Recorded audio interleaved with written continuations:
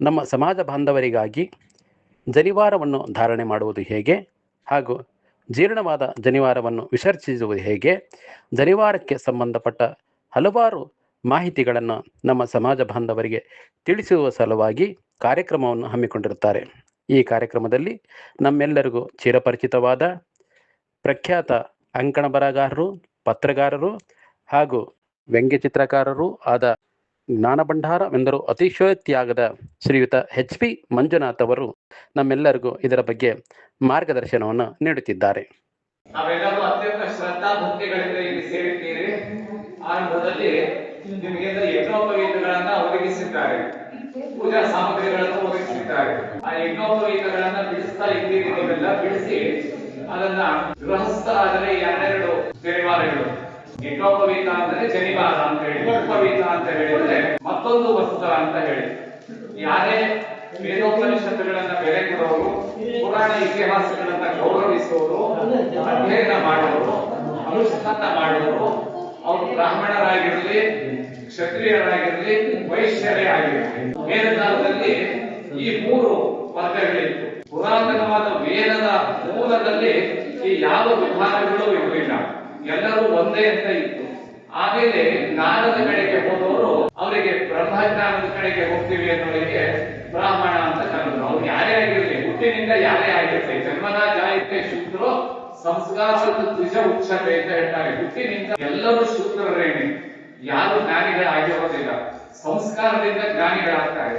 ನಾವು ಜ್ಞಾನದ ಕಡೆಗೆ ಹೋಗ್ತೀವಿ ಅಂತ ಅಂದವರು ಬ್ರಾಹ್ಮಣ ಅಂತ ಅವ್ರು ಕರೆಸ್ಕೊಂಡ್ರು. ನಾವು ರಕ್ಷಣೆ ಕಡೆಗೆ ಹೋಗ್ತೇವೆ, ಆಡಳಿತ ಮಾಡ್ತೇವೆ, ಜನರಿಗೆಲ್ಲ ಸುರಕ್ಷತೆಯನ್ನು ಒದಗಿಸ್ತೇವೆ ಅನ್ನೋದು ಕ್ಷತ್ರಿಯರು ಅಂತ ಆದ್ರು. ನಾವು ಕಾಮನ್ ಮ್ಯಾನ್, ನಾವು ಜ್ಞಾನದ ಕಡೆಗೂ ಹೋಗೋದಿಲ್ಲ ಅಥವಾ ರಕ್ಷಣೆ ಮತ್ತು ಆಡಳಿತದ ಕಡೆಗೂ ನಾವು ಹೋಗೋದಿಲ್ಲ, ನಿರ್ವಹಣೆ ಕಡೆಗೂ ನಾವು ಹೋಗೋದಿಲ್ಲ.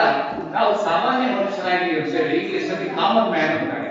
ಅವರಿಗೆ ವಿಶ್ವೇ ದೇವರನ್ನ ಪೂಜೆ ಮಾಡೋದು ಅಂತಾರೆ. ಅವರು ವಿಶ್ವೇ ವರ್ಗಕ್ಕೆ ಸೇರಿದವರು. ಹಾಗಾಗಿ ಅವರಿಗೆ ವೈಶ್ಯರು ಅಂತ. ಬಹಳ ಜನ ಏನ್ ಅನ್ಕೊಂಡಿದ್ದಾರೆ, ವೈಶ್ಯರು ಅಂದ್ರೆ ವ್ಯಾಪಾರ ಮಾಡೋರು ಅಲ್ಲ. ಅವರು ಕೃಷಿ, ಗೋರಕ್ಷಾ ಮತ್ತು ವಾಣಿಜ್ಯ ಮಾಡುವರು, ಕೃಷಿಯನ್ನ ಮಾಡುವರು, ಕರಕರ್ಮಗಳನ್ನ, ಎಣ್ಣೆ ಗುಣಗಳನ್ನ, ರೈತಗಾರಿಕೆಯನ್ನ ಮಾಡುವರು ವೈಶ್ಯರು ಅಂತ. ಹಾಗೇನೆ ವ್ಯಾಪಾರವನ್ನು ಮಾಡುವರು ಅಂತ. ಇವರು ಸಾಮಾನ್ಯ ಮನುಷ್ಯರು ಅಂತ. ಆಮೇಲೆ ಏನಾಯ್ತು ಅಂದ್ರೆ, ಬಹಳ ಜನರಿಗೆ ಇದು ಗೊತ್ತಿಲ್ಲ. ನಾವು ಜ್ಞಾನದ ಕಡೆಗೆ ಹೋಗ್ತೇವೆ, ನಾವು ಆಡಳಿತ ಮತ್ತು ರಕ್ಷಣೆ ಕಡೆಗೆ ಹೋಗ್ತೇವೆ, ಜನರ ಸುಖಕ್ಕಾಗಿ ನಿರ್ವಹಣೆ ಕಡೆ ಹೋಗ್ತೇವೆ ಅಂತ ಕ್ಷತ್ರಿಯರು ಹೇಳಿದ್ರೆ, ಜ್ಞಾನದ ಕಡೆಗೆ ಹೋಗ್ತೇವೆ ಅನ್ನೋರು ಬ್ರಾಹ್ಮಣರು ಅಂತ ಅಂದ್ರೆ ಹುಟ್ಟಿನಿಂದ ಯಾರೇ ಆಗಿದೆ. ಆಮೇಲೆ ನಾವು ಸಾಮಾನ್ಯ ಮನುಷ್ಯರಾಗಿ ವ್ಯಾಪಾರ ವಾಣಿಜ್ಯಗಳನ್ನ, ಕೃಷಿಯನ್ನ, ಗೋರಕ್ಷಣೆಯನ್ನ ಮಾಡ್ತಾ ನಾವು ಸಾಮಾನ್ಯವಾಗಿ ಎಲ್ಲರಿಗೂ ಬೇಕಾದ ವಸ್ತುಗಳನ್ನ ಉತ್ಪಾದನೆ ಮಾಡೋದು, ಒದಗಿಸುವುದು, ಅದರ ನಿರ್ವಹಣೆ ಮಾಡ್ತೀವಿ ಎಂದು ವಿಶ್ವೇ ದೇವರನ್ನ ಆರಾಧನೆ ಮಾಡೋರು ವೈಶ್ಯರು ಅಂತ ಆದರು. ಆಮೇಲೆ ಒಂದು ವರ್ಗ ಹುಟ್ಟುಕೊಂಡು ನಾವು ಈ 3 ವರ್ಗಕ್ಕೂ ಸೇರೋದಿಲ್ಲ, ಈ 3 ವರ್ಗದವರಿಗೂ ನಾವು ಸಹಾಯವನ್ನ ಮಾಡ್ತೇವೆ ಅಂತ ಬಂದ್ರು. ಅವಾಗ ಶೂದ್ರ ಅಂತ ಬಂದ್ರು. ಶೂದ್ರ ಕನಿಷ್ಠ ಅಂದ್ರೆ ಎಲ್ಲೂ ಗಮನ ಇಟ್ಟು ಕೇಳಬೇಕು. ವೇದದ ನಂತರದ ಕಾಲದಲ್ಲಿ ಶೂದ್ರ ಅಂತ ವರ್ಗ ಬಂದರೂ ಸಹ ಶೂದ್ರರು ಎಂದು ಕನಿಷ್ಠರು ಅಂತ ಯಾವುದೂ ಹೇಳೇ ಇಲ್ಲ. ಹಾಗೆ ನೋಡ್ತಾ ಹೋದ್ರೆ ಸ್ಮೃತಿಗಳಲ್ಲಿ ಹೇಳ್ತಾರೆ, ಮನುಸ್ಮೃತಿಯ ನಂತರದಲ್ಲಿ ಏನು ಬಂದಿದೆ ಅಂತ ಹೇಳಿದ್ರೆ, ಕಲಿಯುಗದಲ್ಲಿ ಶೂದ್ರರೇ ಶ್ರೇಷ್ಠರು ಅಂತ ಹೇಳಿದ್ದಾರೆ. ಯಾಕೆ ಅಂತ ಹೇಳಿದ್ರೆ, ಕಲಿಯುಗದಲ್ಲಿ ಶೂದ್ರರಿಗೆ ಬೇಡಿಕೆ ಜಾಸ್ತಿ, ಅಂದ್ರೆ ಡಿಮ್ಯಾಂಡ್ ಅಂತಾರೆ ಇಂಗ್ಲಿಷ್ ಅಲ್ಲಿ. ಕಾರಣ ಏನಂತ ಹೇಳಿದ್ರೆ, ಈಗ ನಾವು ನೋಡ್ತೇವೆ ಹೊಸ ತಲೆಮಾರಿನಲ್ಲಿ ನಾನು ಏನು ಹಾಡು ಹೋಗಕ್ ಆಗೋದಿಲ್ಲ, ನಾನೇನು ಆಡಳಿಗೆಲ್ಲ ಹೋಗಷ್ಟು ನನಗೆ ಸ್ಟ್ರೆಂತ್ ಇಲ್ಲ. ಆಮೇಲೆ ಹೌದಪ್ಪ, ನಾನೇ ನಿರ್ವಹಣೆ ಮಾಡ್ತೇನೆ, ಕೃಷಿ ಮಾಡ್ತೇನೆ, ವಾಣಿಜ್ಯ ಮಾಡ್ತೇನೆ, ಮತ್ತೆ ಏನೋ ಒಂದು ಹೊಸದನ್ನ ನಾನು ಸ್ಥಾಪನೆ ಮಾಡ್ತೇನೆ ಅನ್ನೋದು ಅಷ್ಟೆಲ್ಲ ರಿಸ್ಕ್ ನಾನು ತಗೊಳ್ಳೋದು ರೆಡಿ ಇಲ್ಲ. ನಾನು ಸಿಂಪಲ್ ಡಿಗ್ರಿ ಯಾವ್ದು ಮಾಡ್ತೇನೆ, ಒಂದು ನೌಕರಿಗೆ ಹೋಗ್ತೇನೆ. ಎಲ್ಲರೂ ಈಗ ನೌಕರಿಗೆ ಹೋಗ್ತಾರೆ. ಸಾಫ್ಟ್ವೇರ್ ಇಂಜಿನಿಯರ್ ಇಂದ ಹಿಡಿದು ಕ್ಲರಿಕಲ್ ಪೋಸ್ಟ್ ವರೆಗೆ ಯಾವುದೇ ಇರಲಿ ನೌಕರಿ. ಈ ನೌಕರಿಗೆ ಹೋಗ್ತೇವೆ ಸೇವೆ ಮಾಡ್ತಾರೆ ಅಂತ ಹೇಳಿ ಆ ಒಂದು ವರ್ಗ ಬಂದಾಗ, ಹಾಗಾಗಿ ಆ ವರ್ಗಕ್ಕೆ ಈಗ ಜಾಸ್ತಿ ಬೇಡಿಕೆ ಬಂದಿದೆ. ಈ ಸರ್ವಿಸ್ ಸೆಕ್ಟರ್ ಅಲ್ಲಿ ಯಾರು ಬರ್ತಾರಲ್ಲ, ಈಗ ನಾವು ಅವರಿಗೆ ಹಾಗಾಗಿ ಕಲಿಯುಗದಲ್ಲಿ ಶೂದ್ರರು ಶ್ರೇಷ್ಠರು ಅಂತ ಹೇಳಿದ್ರೆ ಈ ಸರ್ವಿಸ್ ಮಾಡುವರು. ಹಾಗಾಗಿ ಶೂದ್ರ ಯಾವತ್ತೂ ಕನಿಷ್ಠ ಅಲ್ಲ, ಬ್ರಾಹ್ಮಣ ಯಾವತ್ತೂ ಶ್ರೇಷ್ಠ ಅಂತಲೂ ಅಲ್ಲ. ಈ 4 ವರ್ಗಗಳು ಈ ಒಂದು ಪ್ರಪಂಚ ಮತ್ತು ಎಲ್ಲ ವ್ಯವಹಾರಗಳ ನಡೆಯೋದಕ್ಕೆ ಈ 4 ವರ್ಗ ಬೇಕು. ಒಬ್ಬ ಹುಟ್ಟಿನಿಂದ ಯಾರಾಗಿರ್ತಾರಲ್ಲ, ಶೂದ್ರನೇ ಇರಲಿ, ವೈಶ್ಯನೇ ಇರಲಿ, ಕ್ಷತ್ರಿಯನೇ ಇರಲಿ, ನಾನು ಕಡೆ ಹೋಗ್ಬೇಕಾದಾಗ ಅವನು ಬ್ರಾಹ್ಮಣ ಆಗ್ತಾನೆ. ವೇದ ಕಾಲದಿಂದಲೂ ಎಲ್ಲ ಋಷಿಗಳು ಸಹ ಶೂದ್ರರಾಗಿ, ವೈಶ್ಯರಾಗಿ, ಕ್ಷತ್ರಿಯರಾಗಿ ಬಂದವರೇ ಋಷಿಗಳಾಗಿ ಅವರು ಬ್ರಾಹ್ಮಣತ್ವಕ್ಕೆ ಹೋಗಿದ್ದಾರೆ. ನಿಮಗೆ ಒಳ್ಳೆಯ ಉದಾಹರಣೆ ಅಂತ ಹೇಳಿದ್ರೆ ವಿಶ್ವಾಮಿತ್ರರು ಹುಟ್ಟಿನಿಂದ ಕ್ಷತ್ರಿಯರು, ಜನ್ಮತಃ ಕ್ಷತ್ರಿಯರು, ಅವರು ಮಹಾಬ್ರಾಹ್ಮಣ ಅಂತ ಅನಿಸ್ಕೊಂಡ್ರು. ನಾವು ಅನೇಕ ಋಷಿಗಳ ಮೂಲಕ, ಅದಕ್ಕೆ ಋಷಿ ಮೂಲವನ್ನ ನದಿ ಮೂಲವನ್ನ ಹುಡುಕ್ಬೇಡ ಅಂತ. ನದಿ ಮೂಲ ಹುಡುಕೊಂಡು ಹೋದ್ರೆ ನನಗೆ ಇಂಥ ದೊಡ್ಡ ನದಿ ಹುಟ್ಟುವಾಗ ಇಷ್ಟು ಸಣ್ಣ ನಮ್ಮ ಒಂದು ಧಾರೆ ತರ ಬಂದ ಅಂತ ಹೇಳಿ ನಮಗೆ ಅಯ್ಯೋ ಇಷ್ಟೇನ ಇದು ಅಂತ ಅನ್ಸುತ್ತೆ. ಹಾಗಾಗಿ ನದಿ ಮೂಲ ಅದು ಸಿಗೋದು ಇಲ್ಲ ನಮಗೆ, ತುಂಬಾ ಕ್ಲಿಷ್ಟಕರ ನದಿ ಮೂಲ ಹುಡುಕೊಂಡು ಹೋದ್ರೆ. ಎಷ್ಟು ಜನ ಈಗ ನಾವು ತುಂಗಭದ್ರಾ ನದಿಯ ಗಂಗಾ ಮೂಲ ಭದ್ರಾ ಮೂಲ ನೋಡಿದ್ದೇವೆ, ನಾವು ನೋಡಿ ಬಂದಿದ್ದೇವೆ. ಕುದುರೆಮುಖಕ್ಕೆ ಎಲ್ಲ ಹೋದಾಗ, ಪಶ್ಚಿಮ ಘಟ್ಟಕ್ಕೆ ಹೋದಾಗ ತುಂಬಾ ಆ ಕಾಲದಲ್ಲ ಹೋಗುವಾಗ ಕಷ್ಟಪಟ್ಟು ಹೋಗ್ಬೇಕಾದ ಕಾಲ ಇತ್ತು. ಹುಲಿಗಳು ಓಡಾಡ್ತಾ ಇತ್ತು ಅಂತ ಹೇಳಿದ್ರು. ನಾವು ಹೋಗ ಸ್ವಲ್ಪ ಹೋಗಿ ಮುಂದೆ ಹುಲಿಗಳು ಬಂದೋಗಿದೆ ನೋಡ್ರಿ, ಹೆಜ್ಜೆ ಗುರುತಿದೆ ಅಂತ ತೋರಿಸಿದ್ರು ಸ್ಥಳೀಯ. ಹಾಗೆ ನದಿ ಮೂಲ ನೋಡಿದ್ರು ನಮಗೆ ಅಯ್ಯೋ ಇಷ್ಟು ಚಿಕ್ಕದಾಗಿತ್ತ ಅನ್ಸುತ್ತೆ, ಮತ್ತು ಅದು ತುಂಬಾ ದುರ್ಗಮವಾಗಿರುತ್ತೆ. ಹಾಗೇನೆ ಋಷಿ ಮೂಲ ನೋಡಿದ್ರೆ ಅತ್ಯಂತ ಶ್ರೇಷ್ಠ ಜ್ಞಾನಿಗಳಾಗಿ ಬ್ರಾಹ್ಮಣರು ಋಷಿಗಳ ಮೂಲ ನೋಡಿದ್ರೆ ಜನ್ಮತಃ ಶೂದ್ರರು, ಕ್ಷತ್ರಿಯರು, ವೈಶ್ಯರು ಸಹ ಆಗಿರ್ತಾರೆ. ಹಾಗಾಗಿ ಈ ಬಹಳ ಜನ ತಪ್ಪು ತಿಳ್ಕೊಂಡಿದ್ದಾರೆ. ಇದು ಜಾತಿವಾದ ಅಲ್ಲ, ಇದು ಒಂದು ವರ್ಗ ಪ್ರಪಂಚದಲ್ಲಿ ನಡೆಯುವಾಗ ಈ 4 ವರ್ಗ ಬೇಕು. ಬರೀ ಜ್ಞಾನಿಗಳೇ ಆದ್ರೂ ನಡೆಯೋದಿಲ್ಲ, ಬರೀ ನಾನು ರಕ್ಷಣೆಯನ್ನೇ ಮಾಡ್ತೇನೆ ಅಂತಂದ್ರೆ ಬರೀ ಕ್ಷತ್ರಿಯರಿಂದ ನಡೆಯೋದಿಲ್ಲ, ಬರೀ ನಾನು ವ್ಯಾಪಾರ ಕೃಷಿ ವಾಣಿಜ್ಯ ಮಾಡ್ತೀನಿ ಅಂತಂದ್ರೆ ಅದು ನಡೆಯಲ್ಲ. ಇದು ಎಲ್ಲದಕ್ಕೂ ಈ ಒಂದು ಸೇವೆಯನ್ನ ಒದಗಿಸಲು ಬೇಕಾಗ್ತಾರೆ. ಹಾಗಾಗಿ ಬ್ರಾಹ್ಮಣ, ಕ್ಷತ್ರಿಯ, ವೈಶ್ಯ, ಶೂದ್ರ ಈ 4 ವರ್ಗಗಳು ಸಹ ಸಮಾನ ಶ್ರೇಷ್ಠರಾಗಿದ್ದಾರೆ. ಅದರಲ್ಲಿ ವೇದಕಾಲದಲ್ಲಿ ಇದು 3 ವರ್ಗ ಇದ್ದಿದ್ದರಿಂದ, ಯಾವುದು ಬ್ರಾಹ್ಮಣ, ಕ್ಷತ್ರಿಯ ಮತ್ತು ವೈಶ್ಯ ಅಂತ ಹೇಳಿ 3 ವರ್ಗ ಅವರ ಬಂದಿದ್ದರಿಂದ ಈ 3 ವರ್ಗಕ್ಕೆ ಉಪನಯನ ಇದೆ, ಉಪಕರ್ಮ ಇದೆ ಅಂತ ಹೇಳಿದ್ರು. ಉಪನಯನ ಅಂತಂದ್ರೆ ಬಹಳ ಜನ ತಿಳ್ಕೊಂಡ ಹಾಗೆ ಏನು ವಿಶೇಷ ಅಲ್ಲ. ಉಪನಯನ ಅಂತ ಹೇಳಿದ್ರೆ ಮಹಾ ಸರಳವಾಗಿದೆ. ಅದು ಶಾಲೆಯ ಪ್ರವೇಶ ಅಂತ ಹೇಳಿ, ವಿದ್ಯೆಗೆ ಪ್ರವೇಶ, ಕೂತ್ಕೊಳ್ಳಿ, ಸ್ಕೂಲ್ ಅಡ್ಮಿಷನ್ ಅಂತ ಹೇಳಿ. ಅಂದ್ರೆ ನಾವು ಮಕ್ಕಳನ್ನ ಸ್ಕೂಲಿಗೆ ಸೇರಿಸ್ತೇವಲ್ಲ, ಸ್ಕೂಲ್ ಅಡ್ಮಿಷನ್ ಇಸ್ ಕಾಲ್ಡ್ ಉಪನಯನ ಅಂತ ಹೇಳಿ, ಅವರಿಗೆ ಪ್ರಾರಂಭ ಶಿಕ್ಷಣ. ಹಾಗಾದ್ರೆ ಉಪಕರ್ಮ ಅಂದ್ರೆ ಏನು ಅಂತ ಹೇಳಿದ್ರೆ ಬಹಳ ಜನರಿಗೆ ಒಂದು ರೀತಿಯ ಕನ್ಫ್ಯೂಷನ್ ಇದೆ. ಉಪಕರ್ಮ ಅಂತಂದ್ರೆ ಕಮೆನ್ಸ್ಮೆಂಟ್ ಆಫ್ ದಿ ಕ್ಲಾಸಸ್, ಅಂದ್ರೆ ತರಗತಿಗಳ ಪ್ರಾರಂಭ ಆಗೋದು. ಅಂದ್ರೆ ಸ್ಕೂಲಿನ ಅಡ್ಮಿಷನ್ ಒಂದು ಸಲ ಸ್ಕೂಲಿಗೆ ಅಡ್ಮಿಷನ್ ಆದ್ರೆ 12 ವರ್ಷ ನಿರಂತರವಾಗಿ ಅವರು ವೇದ, ಉಪನಿಷತ್ತು ಪಾಠಗಳನ್ನೆಲ್ಲ ಅವರು ಅನೇಕ ವಿದ್ಯೆಗಳನ್ನ 64 ವಿದ್ಯೆಗಳನ್ನು ಅವರು ಕಲಿಬಹುದು. ಅದರಲ್ಲಿ ಮುಖ್ಯವಾಗಿ ವೇದಾಂಗ, ಬ್ರಾಹ್ಮಣ, ಅರಣ್ಯಕ, ಉಪನಿಷತ್ತು ಮತ್ತು ಸಂಹಿತ ಇದನ್ನೆಲ್ಲ ಅವರು ಅಧ್ಯಯನ ಮಾಡಬೇಕು ಅಂತ ಹೇಳಿ. ವೇದಗಳ ಕೊನೆಯ ಭಾಗ ಹೋದಾಗ ಅದು ವೇದಾಂತ ಅಂತ ಆಗುತ್ತೆ. ಅದು ಉಪನಿಷತ್ತು ವೇದ ಪೂರ್ತಿ ನಮ್ಮ ಕರ್ಮಾಂಗಗಳನ್ನ ಹೇಳುತ್ತೆ. ನಾವು ಹೇಗೆ ಪಾಪ ಪುಣ್ಯಗಳ ಕಲ್ಪನೆ ಒಳಗೆ ನಾವು ಏನನ್ನ ಮಾಡಿದ್ರೆ ಏನನ್ನ ಪಡಿತೇವೆ, ಏನ್ ಮಾಡಬೇಕು ಅಂತ ಹೇಳಿ ಆ ಕರ್ಮ ಕ್ರಿಯಾ ವಿಧಾನಗಳನ್ನ ಋಗ್ವೇದ ಆ ಕರ್ಮಗಳನ್ನು ಎಲ್ಲ ವಿಚಾರಗಳನ್ನ ಹೇಳುತ್ತೆ. ಯಜುರ್ವೇದ ಅದಕ್ಕೆ ಬೇಕಾದ ತಂತ್ರಗಳನ್ನ ಹೇಳುತ್ತೆ. ಋಗ್ವೇದ ಅದಕ್ಕೆ ನಾವು ಥಿಯರಿ ಅಂತ ಹೇಳಿದ್ರೆ, ಯಜುರ್ವೇದ ಅದಕ್ಕೆ ಪ್ರಾಕ್ಟಿಕಲ್ ಅಂತ ಹೇಳುತ್ತೆ. ಅಥವಾ ಅದಕ್ಕೆ ಋಗ್ವೇದಕ್ಕೆ ನಾವು ಸೈನ್ಸ್ ಅಂತ ಹೇಳಿದ್ರೆ, ಯಜುರ್ವೇದಕ್ಕೆ ನಾವು ಟೆಕ್ನಾಲಜಿ ಅಂತ ಹೇಳೋದು. ಈಗ ನಮಗೆ ಸೈನ್ಸ್ ಇರುತ್ತೆ, ಟೆಕ್ನಾಲಜಿ ಇರುತ್ತೆ. ಈಗ ನಮಗೆ ಯಾವುದೋ ಒಂದು ಹೇಳ್ತಾರೆ ಹೀಗಾದ್ರೆ ಹೀಗಾಗುತ್ತೆ ಅಂತ ಫಾರ್ಮುಲಾ ಹೇಳ್ತಾರೆ ಸೈನ್ಸ್ ಅಲ್ಲಿ. ಆದ್ರೆ ಅದನ್ನ ಮಾಡಿ ತೋರಿಸ್ಬೇಕಲ್ಲ, ಅದನ್ನ ಮಾಡ್ಬೇಕಂದಾಗ ಅದಕ್ಕೆ ಟೆಕ್ನಾಲಜಿ ಬೇಕು, ತಂತ್ರಜ್ಞಾನ. ವೇದ ಸೈನ್ಸ್ ಆದ್ರೆ ನಮ್ಮ ಯಜುರ್ವೇದ ಇದೆಯಲ್ಲ, ಋಗ್ವೇದ ಸೈನ್ಸ್ ಆದ್ರೆ ಯಜುರ್ವೇದ ತಂತ್ರಜ್ಞಾನ ಆಗುತ್ತೆ. ಅದು ವಿಜ್ಞಾನ ಅಂದ್ರೆ ಇದು ತಂತ್ರಜ್ಞಾನ. ಅದು ಋಗ್ವೇದ ಅನ್ನೋದು ಜ್ಞಾನ ಆದ್ರೆ ಇದು ಶಾಸ್ತ್ರ ಆಗುತ್ತೆ, ಯಾವುದು ಯಜುರ್ವೇದ. ಹಾಗಾಗಿ ಬೋತ್ ಥಿಯರಿ ಅಂಡ್ ಪ್ರಾಕ್ಟಿಕಲ್ ನಮಗೆ ಬೇಕು, ಪ್ರಾಕ್ಟೀಸ್ ನಮಗೆ ಬೇಕೇ ಬೇಕು. ನಂತರದಲ್ಲಿ ಸಾಮವೇದ ಅಂತ ಇದೆಯಲ್ಲ, ಅದು ಬೇರೆ ಏನು ಅಲ್ಲ, ಈ ಮಂತ್ರಗಳನ್ನೇ ಅಲ್ಲಿ ಹಾಡಿನ ರೂಪದಲ್ಲಿ ಹಾಡೋದು. ಕಾರಣ ಏನು ಅಂತಂದ್ರೆ, ನಾವು ಮಂತ್ರಗಳನ್ನಾಗ್ಲಿ ಯಾವುದನ್ನಾಗ್ಲಿ ತುಂಬಾ ಚೆನ್ನಾಗಿ ನಾವು ಹಾಡಿದಾಗ, ಗೇಯ ರೂಪದಲ್ಲಿ ಸಂಗೀತವಾಗಿ ಹಾಡಿದಾಗ ಪರಮಾತ್ಮನಿಗೆ ಇಷ್ಟ ಅಂತ. ಅದಕ್ಕೆ ಕೃಷ್ಣ ಹೇಳಿದಾಗ ವೇದಾಂತ ಸಾಮೋಸ್ಮಿ ಅಂತ, ವೇದಗಳಲ್ಲಿ ನಾನು ಸಾಮವೇದ ಆಗಿದ್ದೇನೆ ಅಂತ ಹೇಳ್ತಾರೆ, ಋಗ್ಯಜುರ ಆಗಿದ್ದೀನಿ ಅಂತ ಹೇಳಿ. ಹಾಗಾಗಿ ಸಾಮವೇದ ಅದನ್ನು ನಾವು ಗಾಯನ ಮಾಡ್ತೇವೆ. ಹಾಗಾಗಿ ಅದು ದೇವರಿಗೆ ತುಂಬಾ ಖುಷಿ ಆಗುತ್ತೆ ಅಂತ. ಈಗ ನಾವು ಬರೀ ಕುತ್ಕೊಳ್ರಿ ಅಂತ ಹೇಳಿದ್ರೆ ಯಾರಿಗೂ ಇಷ್ಟ ಆಗಲ್ಲ. ಅಯ್ಯೋ ಬರೀ ಕೂತ್ಕೊಳ್ರಿ ಅಂತ ಅಂದಾಗ ಚೆನ್ನಾಗಿ ಕರೀತಾರಪ್ಪ ಇವರು ಅಂತ ಅನ್ಸುತ್ತೆ.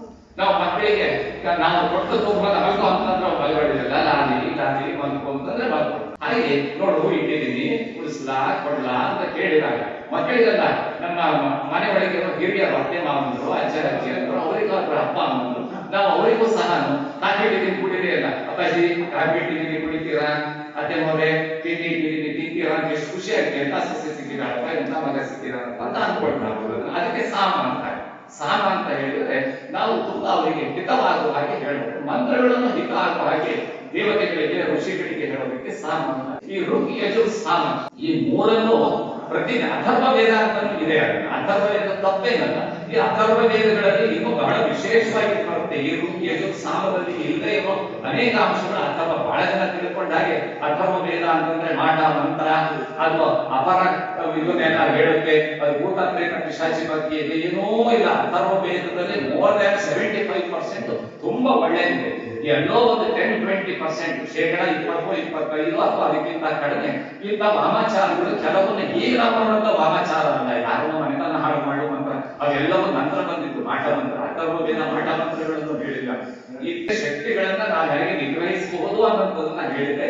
ಕೆಲವರಿಗೆ ಸಂಬಂಧಪಟ್ಟ ವಿಚಾರ ಹೇಳಿದ್ರಿಂದ 4 ವೇದಗಳು ಶ್ರೇಷ್ಠ ಇದೆ. ಅದರಲ್ಲಿ ಋಗ್ ಯಜುರ್ ಸಾಮ ಅನ್ನೋದು ಅಧ್ಯಯನ ಮಾಡಲೇಬೇಕು ಅಂತ ಇರೋದ್ರಿಂದ, ಅದು ಬ್ರಾಹ್ಮಣ ಕ್ಷತ್ರಿಯ ವೈಶ್ಯ 3 ಜನರಿಗೂ ಅದು ಇರೋದ್ರಿಂದ ವಿಭಾಗಗಳ ಬೇರೆ ಇದೆ. ಅಧ್ಯಯನದ ವಸ್ತುಗಳು, ರೀತಿಗಳು, ಅನುಷ್ಠಾನಗಳು ಆಗಿರ್ಬೋದು. ಒಂದೇ ಅದರಲ್ಲಿ ನಿಮ್ಮದು ಬೇರೆ ಬೇರೆ ಇರೋರು, ಋಗ್ವೇದಿಗಳಿರ್ಬೋದು, ಯಜುರ್ವೇದಿಗಳಿರ್ಬೋದು, ಸಮವೇದಿಗಳು ಇರಬಹುದು. ನಿಮಗೆ ಗೊತ್ತಿರೋದಿಲ್ಲ ನಿಮ್ಮ ಪೂರ್ವಿಕರು ಯಾವ್ದನ್ನ ಮಾಡಿ ಬಂದಿದ್ರು, ನಿಮ್ಮ ಗೋತ್ರ ಯಾವ್ದು ಕೆಲವರಿಗೆ ಗೊತ್ತಿರೋದಿಲ್ಲ. ಋಷಿ ಗೋತ್ರದಿಂದ ಗೋತ್ರ ಬಂದಿರುತ್ತೆ. ಹಾಗಾಗಿ ವೃಷ ಗೋತ್ರ ಇದ್ದಾಗ ಪ್ರವರ ಇರುತ್ತೆ. ಹಾಗೆ ನಿಮ್ಮ ಗೋತ್ರಗಳಿಗೆ ಪ್ರವರ ನಿಮಗೆ ಗೊತ್ತಿರೋದಿಲ್ಲ. ಅದನ್ನೆಲ್ಲ ತಲೆ ಕೆಡಿಸ್ಕೊಳ್ಬೇಕಾಗಿಲ್ಲ.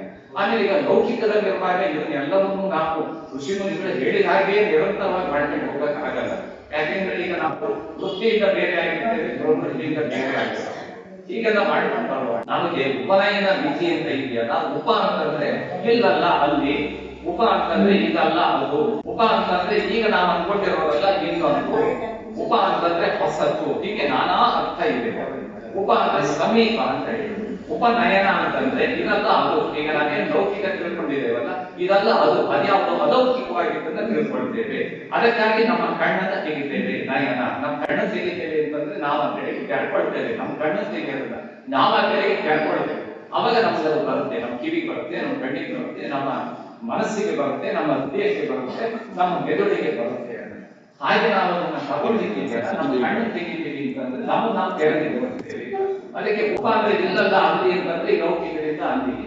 ಈಗ ನಾವು ತಿಳ್ಕೊಂಡಿರೋದು ವ್ಯಾವಹಾರಿಕ ಜ್ಞಾನದ ಕಡೆಗೆ, ಉಪ ಆ ಕಡೆ ಹೋಗ್ತೇವೆ. ಈಗ ನಾವಿರೋದು ಮನುಷ್ಯತ್ವದಲ್ಲಿದ್ದೇವೆ, ದೈವತ್ವದ ಕಡೆ ಹೋಗ್ತೇವೆ. ಉಪ ಅಂದ್ರೆ ದೇವರು ಅಂತ ಹೇಳಿ. ಉಪ ಅಂತಂದ್ರೆ ಸಮೀಪ, ಯಾವುದರ ಸಮೀಪ? ಜ್ಞಾನದ ಸಮೀಪ, ವೇದಗಳ ಸಮೀಪ, ಉಪನಿಷತ್ತಿನ ಸಮೀಪ, ಪುರಾಣ ಇತಿಹಾಸಗಳ ಸಮೀಪ, ದೇವರ ಸಮೀಪ, ತನ್ಮೂಲಕವಾಗಿ ಜ್ಞಾನದ ಸಮೀಪ ನಾವು ಹೋಗ್ತೇವಲ್ಲ, ಅದಕ್ಕೆ ಉಪವಾಸ ಅಂತ ಹೇಳುತ್ತೆ. ಅನ್ನ ಆಹಾರ ಬಿಡೋದು ಅಂತ. ಉಪವಾಸ ಅಂತ ಹೇಳಿದ್ರೆ ಇಲ್ಲದ ಅಲ್ಲಿ ಇರೋದು ಅಂತ, ಮನಸ್ಸಿನಲ್ಲಿ ಮತ್ತೆ ದೇಹದಲ್ಲಿ ಮತ್ತೆ ಮಾತಿನಲ್ಲಿ. ನಾವು ಎಲ್ಲಿರೋ ಲೌಕಿಕರ ಬಿಟ್ಟು ದೇವರ ಕಡೆಗೆ, ಅಧ್ಯಾತ್ಮದ ಕಡೆಗೆ ನಾವು ಹೋಗ್ತೀವಲ್ಲ, ಅದಕ್ಕೆ ವಾಸ ಅಲ್ಲಿ ಹೋಗಿ ಇರ್ತೀವಿ.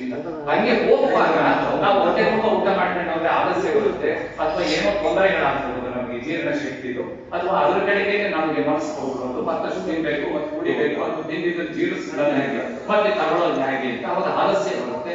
ಅದಕ್ಕೆ ತಮೋ ಗುಣ ಅಂತಾರೆ. ಆಲಸ್ಯ ಬರಬಾರದು ಅನ್ನೋದಕ್ಕೆ ಉಪವಾಸ ಅಂತಂದ್ರೆ ಹಾಗೆ ನಾವು ಅಧ್ಯಾತ್ಮದ ಕಡೆಗೆ, ದೇವರ ಕಡೆಗೆ, ವಿಚಾರದ ಕಡೆಗೆ ನಾವು ಗಮನ ಕೊಡಬೇಕು ಅಂತ ಅಂದಾಗ ಕೊನೆ ಪಕ್ಷ ಅವಾಗ ಆಹಾರಗಳನ್ನ ಬಿಡಬೇಕು ಅಂತ ಇದೆ ಉಪವಾಸ. ಅದಕ್ಕೆ ನಿರಾಹಾರ ಅಂತ. ಏನು ಆಹಾರ ತಗೊಳ್ಬೇಕು, ಬರೀ ನೀರು ಕುಡ್ಕೊಳ್ಳೋದು, ಕೆಲವು ನೀರು ಕುಡಿಯಲ್ಲ ಅನ್ನೋರು ಇದ್ದಾರೆ. ಜೈನ ಪದ್ಧತಿ ಒಳಗೆ ಕೆಲವರು ಇದ್ದಾರೆ, ನಮ್ಮ ಇದರೊಳಗೂ ಇದ್ದಾರೆ, ಹಿಂದೂ ಪದ್ಧತಿ ಒಳಗೂ ಇದ್ದಾರೆ. ಆದ್ರೆ ನಿರಶನ ಅಂದ್ರೆ ಊಟ ಅಷ್ಟೇ ಮಾಡೋದಿಲ್ಲ. ಅಶನ ಅಂದ್ರೆ ಊಟ, ಬೇರೆ ಏನಾದ್ರೂ ತಿಂತೀನಿ ಊಟ. ನಿರಾಹಾರ ಅಂತಂದ್ರೆ ಏನನ್ನು ತಗೊಳ್ಳೋದಿಲ್ಲ ಅಂತ ಹೇಳಿ. ನಿರಾಹಾರ ಯಾರು ಇರೋದಕ್ಕೆ ಸಾಧ್ಯನೇ ಇಲ್ಲ ಅಂತ ಹೇಳೋದು ಯಾವುದೋ ವಿಚಾರ. ಕಾರಣ ಏನು ಅಂತ ಹೇಳಿದ್ರೆ, ನಾವು ಹೊಟ್ಟೆಗೆ ಹೋಗೋ ಆಹಾರವನ್ನು ನಾವು ಬಿಡ್ಬೋದು, ಆದ್ರೆ ನಮ್ಮ ಶ್ವಾಸಕೋಶಕ್ಕೆ ಹೋಗುತ್ತಲ್ಲ ವಾಯು, ಅದು ನಮಗೆ ಆಹಾರ. ಅದು ಬಿಟ್ಟಿರೋದಕ್ಕಾಗುತ್ತಾ? ಅದು ಬಿಟ್ಟಿರೋದಕ್ಕಾಗುತ್ತಿಲ್ಲ. ನಮ್ಮ ಕಣ್ಣಿಗೆ ದೃಶ್ಯವೇ ಆಹಾರ, ನಮ್ಮ ಕಿವಿಗೆ ಶಬ್ದನೇ ಆಹಾರ, ನಮ್ಮ ಮೂಗಿಗೆ ಗಾಳಿನೇ ಆಹಾರ, ನಮ್ಮ ಚರ್ಮಕ್ಕೆ ಸ್ಪರ್ಶವೇ ಆಹಾರ. ಅದನ್ನು ಕೇಳ್ತಾರೆ. ಚರ್ಮ ಯಾವತ್ತೂ ನಮಗೆ ಸ್ಪರ್ಶ ಕೇಳ್ತಾ ಇದೆ, ಅದಕ್ಕೆ ಭೋಗ ಅಂತಾರೆ, ಕಾಮ. ಕಿವಿ ಯಾವತ್ತೂ ಕೇಳ್ತಾ ಇರಬೇಕು ಅಂತ ಅನ್ಸುತ್ತೆ. ಅದನ್ನೇ ಹಿಂದಿನವ್ರು ಹೇಳಿದ್ದಾರೆ, ಕೇಳ್ತಾ ಇರಬೇಕು ಒಳ್ಳೆಯದನ್ನೇ, ಮುಸ್ತಾ ಇರಬೇಕು ಗಾಳಿಯಿಂದ, ಅದು ಒಳ್ಳೆಯದನ್ನೇ ಮುಸ್ತಾ ಇದ್ರು, ನೋಡ್ತಾ ಇದ್ರು ಒಳ್ಳೆಯದನ್ನೇ ನೋಡ್ತಾ ಇದ್ರು. ಅದನ್ನೇ ವೇದ ಮಂತ್ರಗಳಲ್ಲಿ ಹೇಳಿಬಾರ್ದು. ಎಲ್ಲ ನೀವು ಅನೇಕ ಮಂತ್ರಗಳಲ್ಲಿ ದೇವರ ಪ್ರಾರ್ಥನೆಗಳನ್ನು ಮಾಡ್ತಿರಲ್ಲ, ಸಂಸ್ಕೃತದ ಕನ್ನಡದ ಅರ್ಥಕ್ಕೆ ನಾವು ಹೋದಾಗ ಕೊನೆಗೆ ನಾವು ಕೇಳ್ಕೊಳ್ಳೋದು ಎಲ್ಲದನ್ನು ಮಾಡಿದ ಮೇಲೆ ಒಳ್ಳೆಯದನ್ನು ಕೇಳುವಂತೆ ಆಗಲಿ, ವೇದ ಹೇಳೋದು ಅದನ್ನೇ. ಒಳ್ಳೆಯದನ್ನು ನೋಡುವಂತೆ ಆಗಲಿ, ಒಳ್ಳೆಯದನ್ನು ತಿನ್ನುವಂತೆ ಆಗಲಿ, ಒಳ್ಳೆಯದನ್ನ ಹೇಳುವಂತೆ ಆಗಲಿ, ಒಳ್ಳೆಯದನ್ನೇ ನಾನು ಅನುಭವಿಸುವಂತೆ. ಸ್ಪರ್ಶ ಅಂತಂದ್ರೆ ಬರೀ ಒಂದು ಕಾಮ ಅಲ್ಲ. ಸ್ಪರ್ಶ ಅಂತ ಹೇಳಿದ್ರೆ ತಾಯಿ ಮಕ್ಕಳನ್ನ ಎತ್ಕೊಂಡಾಗ ತಾಯಿಗೆ ಎಷ್ಟು ಹಿತ ಆಗುತ್ತೆ, ಮಗುವಿಗೆ ಎಷ್ಟು ಹಿತ ಆಗುತ್ತೆ. ಬೇರೆ ಯಾರಿಗೋ ಒಂದು ಕೈಗೆ ಮಗು ಕೊಟ್ರೆ, ಇಡೀ ಪ್ರಪಂಚಕ್ಕೆ ಶ್ರೀಮಂತನ ಕೈ ಮಗು ಕೊಟ್ಟರು ಮಗು ಅಳುತ್ತೆ. ಬೇಕಾದ್ರೆ ಬಡವ ತಾಯಿ ಭಿಕ್ಷುಕೆ ಆಗಿರ್ಲಿ, ತಾಯಿ ಕೈ ಬಂದ ಕೂಡಲೇ ಅದು ತುಂಬಾ ಖುಷಿ ಪಡುತ್ತೆ. ಯಾಕೆಂದ್ರೆ ಅಲ್ಲಿ ಆ ಸ್ಪರ್ಶ ಅವರಲ್ಲಿ ಬಂದಿರುತ್ತೆ ಬಾಂಧವ್ಯ. ಹಾಗಾಗಿ ಈ ಸ್ಪರ್ಶ ಅಂತಿದೆಯಲ್ಲ, ಇದನ್ನ ಭಗವಂತನ ರೂಪದಲ್ಲಿ ವೇದಗಳು ಹೇಳಿರೋದು. ಕಿವಿಗಳು ಒಳ್ಳೆಯದನ್ನ ಕೇಳಲಿ, ಗಾಳಿ ಒಳ್ಳೆಯದನ್ನ ಮೂಗಿಗೆ ಬರ್ತಾ ಇರಲಿ, ಕಣ್ಣು ಒಳ್ಳೆಯದನ್ನಷ್ಟೇ ನೋಡ್ತಾ ಇರಲಿ, ಬಾಯಿ ಒಳ್ಳೆಯದಷ್ಟನ್ನೇ ಹೇಳ್ತಾ ಇರಲಿ, ಇಂದ್ರಿಯಗಳು ಒಳ್ಳೆಯದಷ್ಟನ್ನೇ ಮಾಡ್ತಾ ಇರಲಿ. ನಾವು ತಿನ್ನುವ ಆಹಾರಗಳು ಸಹ ಸಾತ್ವಿಕವಾಗಿರಬೇಕು, ರಾಜಸ ತಾಮಸ ಆಗಿರಬಾರ್ದು. ಕೃಷ್ಣ ಅದನ್ನೇ ಹೇಳಿದ, ಆಹಾರದ 3 ವಿಭಾಗಗಳು. ಇದೆಲ್ಲ ಜ್ಞಾನವನ್ನು 8 ವರ್ಷದ ಮಕ್ಕಳಿಗೆ ಅಥವಾ 12 ವರ್ಷದ ಮಕ್ಕಳಿಗೆ ಸ್ವಾಭಾವಿಕವಾಗಿ ಈ ಬ್ರಾಹ್ಮಣ ಸಂಪ್ರದಾಯದಲ್ಲಿ 8 ವರ್ಷದ ನಂತರ ಉಪನಯನ ಮಾಡಬೇಕಿದೆ. 8 ರಿಂದ 12 ಒಳಗೆ 14 ಒಳಗೆ ಮಾಡಬೇಕು. ಕ್ಷತ್ರಿಯರಲ್ಲಿ 11 ವರ್ಷದಿಂದ ಒಂದು 18-19 ವರ್ಷದವರೆಗೆ ಮಾಡಬೇಕಂತಿದೆ. ವೈಶ್ಯರಿಗಾದ್ರೆ 12 13ನೇ ವರ್ಷದಿಂದ 20ನೇ ವರ್ಷದವರೆಗೆ ಮಾಡಬೇಕು ಅಂತ ಇದೆ. ತೀರಾ ಅದಕ್ಕಿಂತ ವಯಸ್ಸಾದ ಮೇಲೆ ನಾವು ಮಕ್ಕಳ ತಲೆ ಬಗ್ಗೆ 13ನೇ ವರ್ಷ ಆಗ್ತೀವಿ. ಯಾವ ಅಪರೂಪಕ್ಕೊಬ್ಬೊಬ್ಬರನ್ನ ಸ್ಕೂಲ್ ಅಡ್ಮಿಷನ್ 13 ವರ್ಷಕ್ಕಾಗಿದೆ. ಶ್ರೀಕೃಷ್ಣ ಪರಮಾತ್ಮ ಪ್ರಪಂಚದಲ್ಲೇ ಶ್ರೇಷ್ಠ ವ್ಯಕ್ತಿ, ಪರಮಾತ್ಮ ಜಗದ್ಗುರು, ಅವರು ಸ್ಕೂಲ್ ಅಡ್ಮಿಷನ್ ಆಗಿ 13 ವರ್ಷ. ಎಲ್ಲ ಗೋರಕ್ಷಣೆ ಮಾಡೋ ಮೊದಲಲ್ಲಿ ಏನಿತ್ತು ಶಿಕ್ಷಣ. ಕೊನೆಗೆ ಅವನಿಗೆ ಗೊತ್ತಾಯ್ತು, ಸಾಂದೀಪನ ಮುನಿಗಳ ಹತ್ರ ಅವನು ಹೋದ. ಎಲ್ಲಿಗ ಉತ್ತರ ಪ್ರದೇಶ ಅಥವಾ ಇದ್ರ ಕಡೆಯಿಂದ, ಗುಜರಾತ್ ಕಡೆಯಿಂದ ಅವನು ಇದ್ರ ಕಡೆಗೆ ಬಂದ. ಅವನು ಮಧ್ಯಪ್ರದೇಶಕ್ಕೆ ಸಾಂದೀಪನ ಮುನಿಗಳಿಗೆ 13ನೇ ವರ್ಷದಲ್ಲಿ ಬಂದು 6-7 ವರ್ಷದೊಳಗೆ 64 ವಿದ್ಯೆಗಳನ್ನು ಕಲಿತ. ಅದು ಪರಮಾತ್ಮ ಆಗಿದ್ದು ಅವನಿಗೆ ಸಾಧ್ಯ ಆಗಿದೆ, ಎಲ್ಲರಿಂದಲೂ ಅದು ಸಾಧ್ಯ ಆಗಿದೆ. ಹಾಗೆ ಜ್ಞಾನದ ಕಡೆಗೆ ನಾವು ಹೋಗೋದಕ್ಕೆ ನಮಗೆ ಮೊದಲು ಸ್ಕೂಲ್ ಅಡ್ಮಿಷನ್ ಪ್ರವೇಶ ಉಪನಯನ ಅಂತ ಹೇಳ್ತಾರೆ. ನಮ್ಮನ್ನ ಜ್ಞಾನದ ಕಡೆಗೆ ತೆರೆಯುತ್ತೆ. ಉಪನಯನ ಆದ ಮೇಲೆ ಉಪಕರ್ಮ ಅಂತ ಬರುತ್ತೆ. ಸ್ವಾಭಾವಿಕವಾಗಿ ಋಗ್ವೇದವನ್ನ ಆಚರಣೆ ಮಾಡುವವರಿಗೆ ಶ್ರಾವಣ ಮಾಸದ ಶ್ರವಣ ನಕ್ಷತ್ರದ ದಿವಸ ಅವರಿಗೆ ಉಪಕರ್ಮ ಅಂತ ಬರುತ್ತೆ. ಸ್ಕೂಲ್ ಅಡ್ಮಿಷನ್ ಅಲ್ಲ, ಸ್ಕೂಲ್ ರೀಓಪನಿಂಗ್ ಅಂತ ಹೇಳಿ, ಅಂದ್ರೆ ಕ್ಲಾಸ್ ಕಮೆನ್ಸ್ಮೆಂಟ್ ಅವ್ರಿಗೆ. ಉಪನಯನ ಒಂದ್ಸಲ ಆಗಿದೆ ಜೀವಮಾನದ ಅಡ್ಮಿಷನ್. ಆಮೇಲೆ ಹೊಸ ತರಗತಿಗಳಿಂದ ನಾವು ಏನ್ ಹೋಗ್ತೀವಲ್ಲ, ಒಂದು ಸ್ಟ್ಯಾಂಡರ್ಡ್ ಮುಗಿದ್ರೆ ನೆಕ್ಸ್ಟ್ ಸ್ಟ್ಯಾಂಡರ್ಡ್ ಹೋಗ್ತೀವಿ. ಆ ನೆಕ್ಸ್ಟ್ ಸ್ಟ್ಯಾಂಡರ್ಡ್ ಹೋಗಲೇನೆ ಉಪಕರ್ಮ. ಈಗ ಈ ವರ್ಷ ಉಪಕರ್ಮ ಮಾಡ್ಕೊಂಡಿದ್ರೆ ಒಂದು ಸ್ಟ್ಯಾಂಡರ್ಡ್, ಇನ್ನು ನಾವು ನೆಕ್ಸ್ಟ್ ಇಯರ್ ಇದನ್ನೆಲ್ಲ ತಿಳ್ಕೊಂಡ್ಮೇಲೆ ನೆಕ್ಸ್ಟ್ ಇಯರ್ ಹೋಗ್ತೀವಿ, ಅದು ನೆಕ್ಸ್ಟ್ ಉಪಕರ್ಮ. ಅಳಿದರಿಗೆ ಗೊತ್ತಿಲ್ಲ, ಆದ್ರೆ ಇದರೊಳಗೆ ತುಂಬಾ ಅರ್ಥ ಇದೆ. ಪರಮಾತ್ಮನ ಕೃಪೆ ಇದೆ.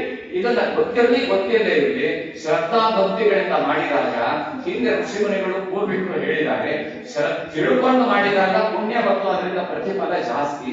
ತಿಳ್ಕೊಳ್ಳದೆ ಮಾಡಿದ್ರು ಸಹ ಇದನ್ನು ಏನೋ ಒಂದು ಯಾಂತ್ರಿಕ ಕ್ರಿಯೆ ಅನ್ನೋ ಹಾಗೆ ಮಾಡಿದ್ರು ಕೂಡ ಶ್ರದ್ಧೆ, ಭಕ್ತಿ ಮತ್ತು ಅದರೊಳಗೊಂದು ನಂಬಿಕೆ ನೀವು ಇಟ್ಕೊಂಡಿರ್ತೀರಲ್ಲ, ಅದರ ಫಲ ನಿಮಗೆ ಬರುತ್ತೆ. ಏನಪ್ಪ ಇವ್ರು ಇಷ್ಟು ಹೇಳೋದೆಲ್ಲ ನಮ್ಗೆ ತಿಳಿತಾ ಇಲ್ಲ, ಇವ್ರು ಹೇಳಿದಾಗ ನಾವು ಮಾಡಿಬಿಡ್ತೀವಿ, ಎಸ್ ಅದನ್ನು ಮಾಡಿ. ಅವಾಗ ಅದರಲ್ಲೂ ನಿಮಗೆ ಪುಣ್ಯ ವಿಶೇಷ ಬರುತ್ತೆ, ನಿಮಗೆ ಆರೋಗ್ಯ ಬರುತ್ತೆ, ನಿಮಗೆ ಜೀಶಕ್ತಿ ಬರುತ್ತೆ. ಮನಸ್ಸಿಗೆ ಯಾವುದನ್ನು ನಾನು ಮಾಡಬಲ್ಲೆ ಎನ್ನುವ ಒಂದು ಆತ್ಮವಿಶ್ವಾಸ, ಸ್ಥೈರ್ಯ ನಿಮಗೆ ಬರುತ್ತೆ. ಅದು ಬಹಳ ಜನ ಒಂದು ತಪ್ಪು ತಿಳ್ಕೊಂಡಿದ್ದಾರೆ. ಇದು ಬರೀ ಗಂಡಸರಿಗಷ್ಟೇ ಹೇಳಿದ್ಯಾ, ಹೆಂಗಸರಿಗೆ ಹೇಳಿಲ್ವಾ ಅಂತಂದ್ರೆ, ವೇದ ಕಾಲದಲ್ಲಿ ಸ್ತ್ರೀ ಪುರುಷ ಅಂತ ಭೇದ ಇರಲಿಲ್ಲ. ಪುರುಷ ಅಂತ ಹೇಳಿದ್ರೆ ಸಂಸ್ಕೃತದಲ್ಲಿ ಗಂಡಸು ಅಂತ ಅಲ್ಲ. ಅದನ್ನ ಪುರುಷ ಅಂತ ಹೇಳಿದ್ರೆ ಪುರ ಅಂದ್ರೆ ಶರೀರ, ಪುರುಷ ಅಂತಂದ್ರೆ ಶರೀರದೊಳಗೆ ಪರಮಾತ್ಮನ ಅಂಶ ಆತ್ಮ ಬಂದಾಗ ಅದು ಪುರುಷ, ಹೆಣ್ಣಾಗ್ತಿ ಗಂಡಾಗ್ತಿ. ಪುರುಷ ಅಂತ ಹೇಳಿದ್ರೆ ಒಂದು ಮಾನವ ಶರೀರಕ್ಕೆ ಪುರುಷ ಅಂತ. ಹಾಗಾಗಿ ಪುರುಷೋತ್ತಮ ಅಂತಂದ್ರೆ ಗಂಡಸರಿಗೆ ಮಾತ್ರ ಉತ್ತಮ ಅಂತಲ್ಲ ವಿಷ್ಣು, ಅವನು ಹೆಂಗಸರಿಗೂ ಉತ್ತಮನೇ. ಹಾಗಾಗಿನೇ ಲಕ್ಷ್ಮಿ ಅವನ ತರಬಹುದು. ಅವನು ಲಕ್ಷ್ಮಿ ಸಹಿತನಾದಾಗನೇ ಅವನು ವಿಷ್ಣು ಪೂರ್ಣ ಆಗ್ತಾನೆ, ಪಾರ್ವತಿ ಸಹಿತನಾದಾಗನೇ ಉಮಾ ಮಹೇಶ್ವರ ಪೂರ್ಣ ಆಗ್ತಾನೆ, ವಾಣಿ ಸಹಿತನಾದಾಗನೇ ಬ್ರಹ್ಮ ಪೂರ್ಣ ಆಗ್ತಾನೆ. ಬ್ರಹ್ಮನಿಗೆ ಜ್ಞಾನ ಬೇಕಂದಾಗ ಸರಸ್ವತಿನೇ ಬೇಕಾಗಿತ್ತು, ವಿಷ್ಣುವಿಗೆ ಸಂಪತ್ ಬೇಕು ಅಂತಂದಾಗ ಲಕ್ಷ್ಮಿನೇ ಬೇಕಾಗಿತ್ತು, ಶಿವನಿಗೆ ಶಕ್ತಿ ಬೇಕಂದಾಗ ಪಾರ್ವತಿನೇ ಬೇಕಾಗಿತ್ತು. ಹಾಗಾಗಿ ನಮ್ಮ ವೇದೋಪನಿಷತ್ ಕಾಲದಲ್ಲಿ ನಮ್ಮ ದೇವತಾ ಕಲ್ಪನೆ ಒಳಗೆ ಗಂಡಸರಿಗೆ ಚೈತನ್ಯ ಶಕ್ತಿ ಮತ್ತು ಗಂಡಸರು ಪರಿಪೂರ್ಣ ಆಗೋದೇ ಹೆಣ್ಣಿನಿಂದ ಅಂತ ಇದೆ. ಹಾಗಾಗಿ ಅವ್ರು ಹುಟ್ಟೋದು ಹೆಣ್ಣಿನಿಂದಾನೆ, ಯಾವ ಗಂಡಸರಿಂದಲೂ ಮಕ್ಕಳು ಹುಟ್ಟಿಲ್ಲ. ಯಾರೋ ಪುರಾಣದಲ್ಲಿ ಯಾರೋ ಕಥೆಗಳಲ್ಲಿ ಗಂಡಸರಿಗೆ ಮಗು ಹುಟ್ಟಿದ್ ಬರುತ್ತೆ, ಅವ್ರ ಹೆಣ್ಣು ಆಗಿದ್ರು ಅಂತ ಹೇಳಿ ಅದು ಮುಂದೆ ಬಂದಾಗ ಹೇಳ್ತೀನಿ, ಈಗ ಅದಕ್ಕೆ ಸಮಯ ಇಲ್ಲ. ಆದರೆ ಸ್ವಾಭಾವಿಕವಾಗಿರೋದು. ಹಾಗಾಗಿ ಮಾತೃಶಕ್ತಿ, ಸ್ತ್ರೀ ಶಕ್ತಿ ಇದೆಯಲ್ಲ, ಅದು ಅತ್ಯಂತ ದೊಡ್ಡದು. ಬಹಳ ಜನ ನೀವೊಂದು ಅನ್ಕೊಂಡಿದ್ದೀರಿ, ಹಾಗಾದ್ರೆ ಯಾಕೆ ಗಂಡಸರಿಗಷ್ಟೇ ಉಪನಯನ ಇದೆ, ಗಂಡಸರಿಗಷ್ಟೇ ಜನಿವಾರ ಇದೆ ಅಂತಂದ್ರೆ, ವೇದ ಕಾಲದಲ್ಲಿ ಹೆಣ್ಣು ಮಕ್ಕಳಿಗೂ ಉಪನಯನ ಇತ್ತು, ಜನಿವಾರ ಇತ್ತು, ಸಂಧ್ಯಾ ವಂದನೆ ಇತ್ತು, ವೇದ ಪಾಠ ಇತ್ತು. ಅವರು ಯಜ್ಞ ಯಾಗಾದಿಗಳನ್ನು ಮಾಡ್ತಾ ಇದ್ರು, ಗುರುಕುಲ ನಡೆಸಿಕೊಂಡು ಮಕ್ಕಳಿಗೆ ಪಾಠವನ್ನು ಸಹ ಹೇಳ್ತಿದ್ರು. ಯಾಜ್ಞವಲ್ಕ್ಯರ ಧರ್ಮಪತ್ನಿ ಮತ್ತು ಆತ್ಮಪತ್ನಿಯಾದ ಮೋಕ್ಷ ಪತ್ನಿಯಾದ ಮೈತ್ರೇಯಿ ಗಾರ್ಗೇಯಿಂದ ಮೊದಲುಗೊಂಡು ಎಷ್ಟು ಜನ ಇದನ್ನ ನಡೆಸಿಕೊಂಡು ಬಂದಿದ್ರು ಅಂತ ಹೇಳಿದ್ರೆ ದೊಡ್ಡ ಪಟ್ಟಿಯೇ ಇದೆ ನಡೆಸ್ಕೊಂಡು ಬಂದು. ಕಾಲಕ್ರಮದಲ್ಲಿ ತೀರಾ ಇತ್ತೀಚೆಗೆ ಏನು ನಾನು ಹೇಳಿದ್ರೆ 1000 ವರ್ಷಗಳ ಹಿಂದಿನ ಅದೆಲ್ಲ ನಡ್ಕೊಂಡು ಬರ್ತಾ ಇತ್ತು.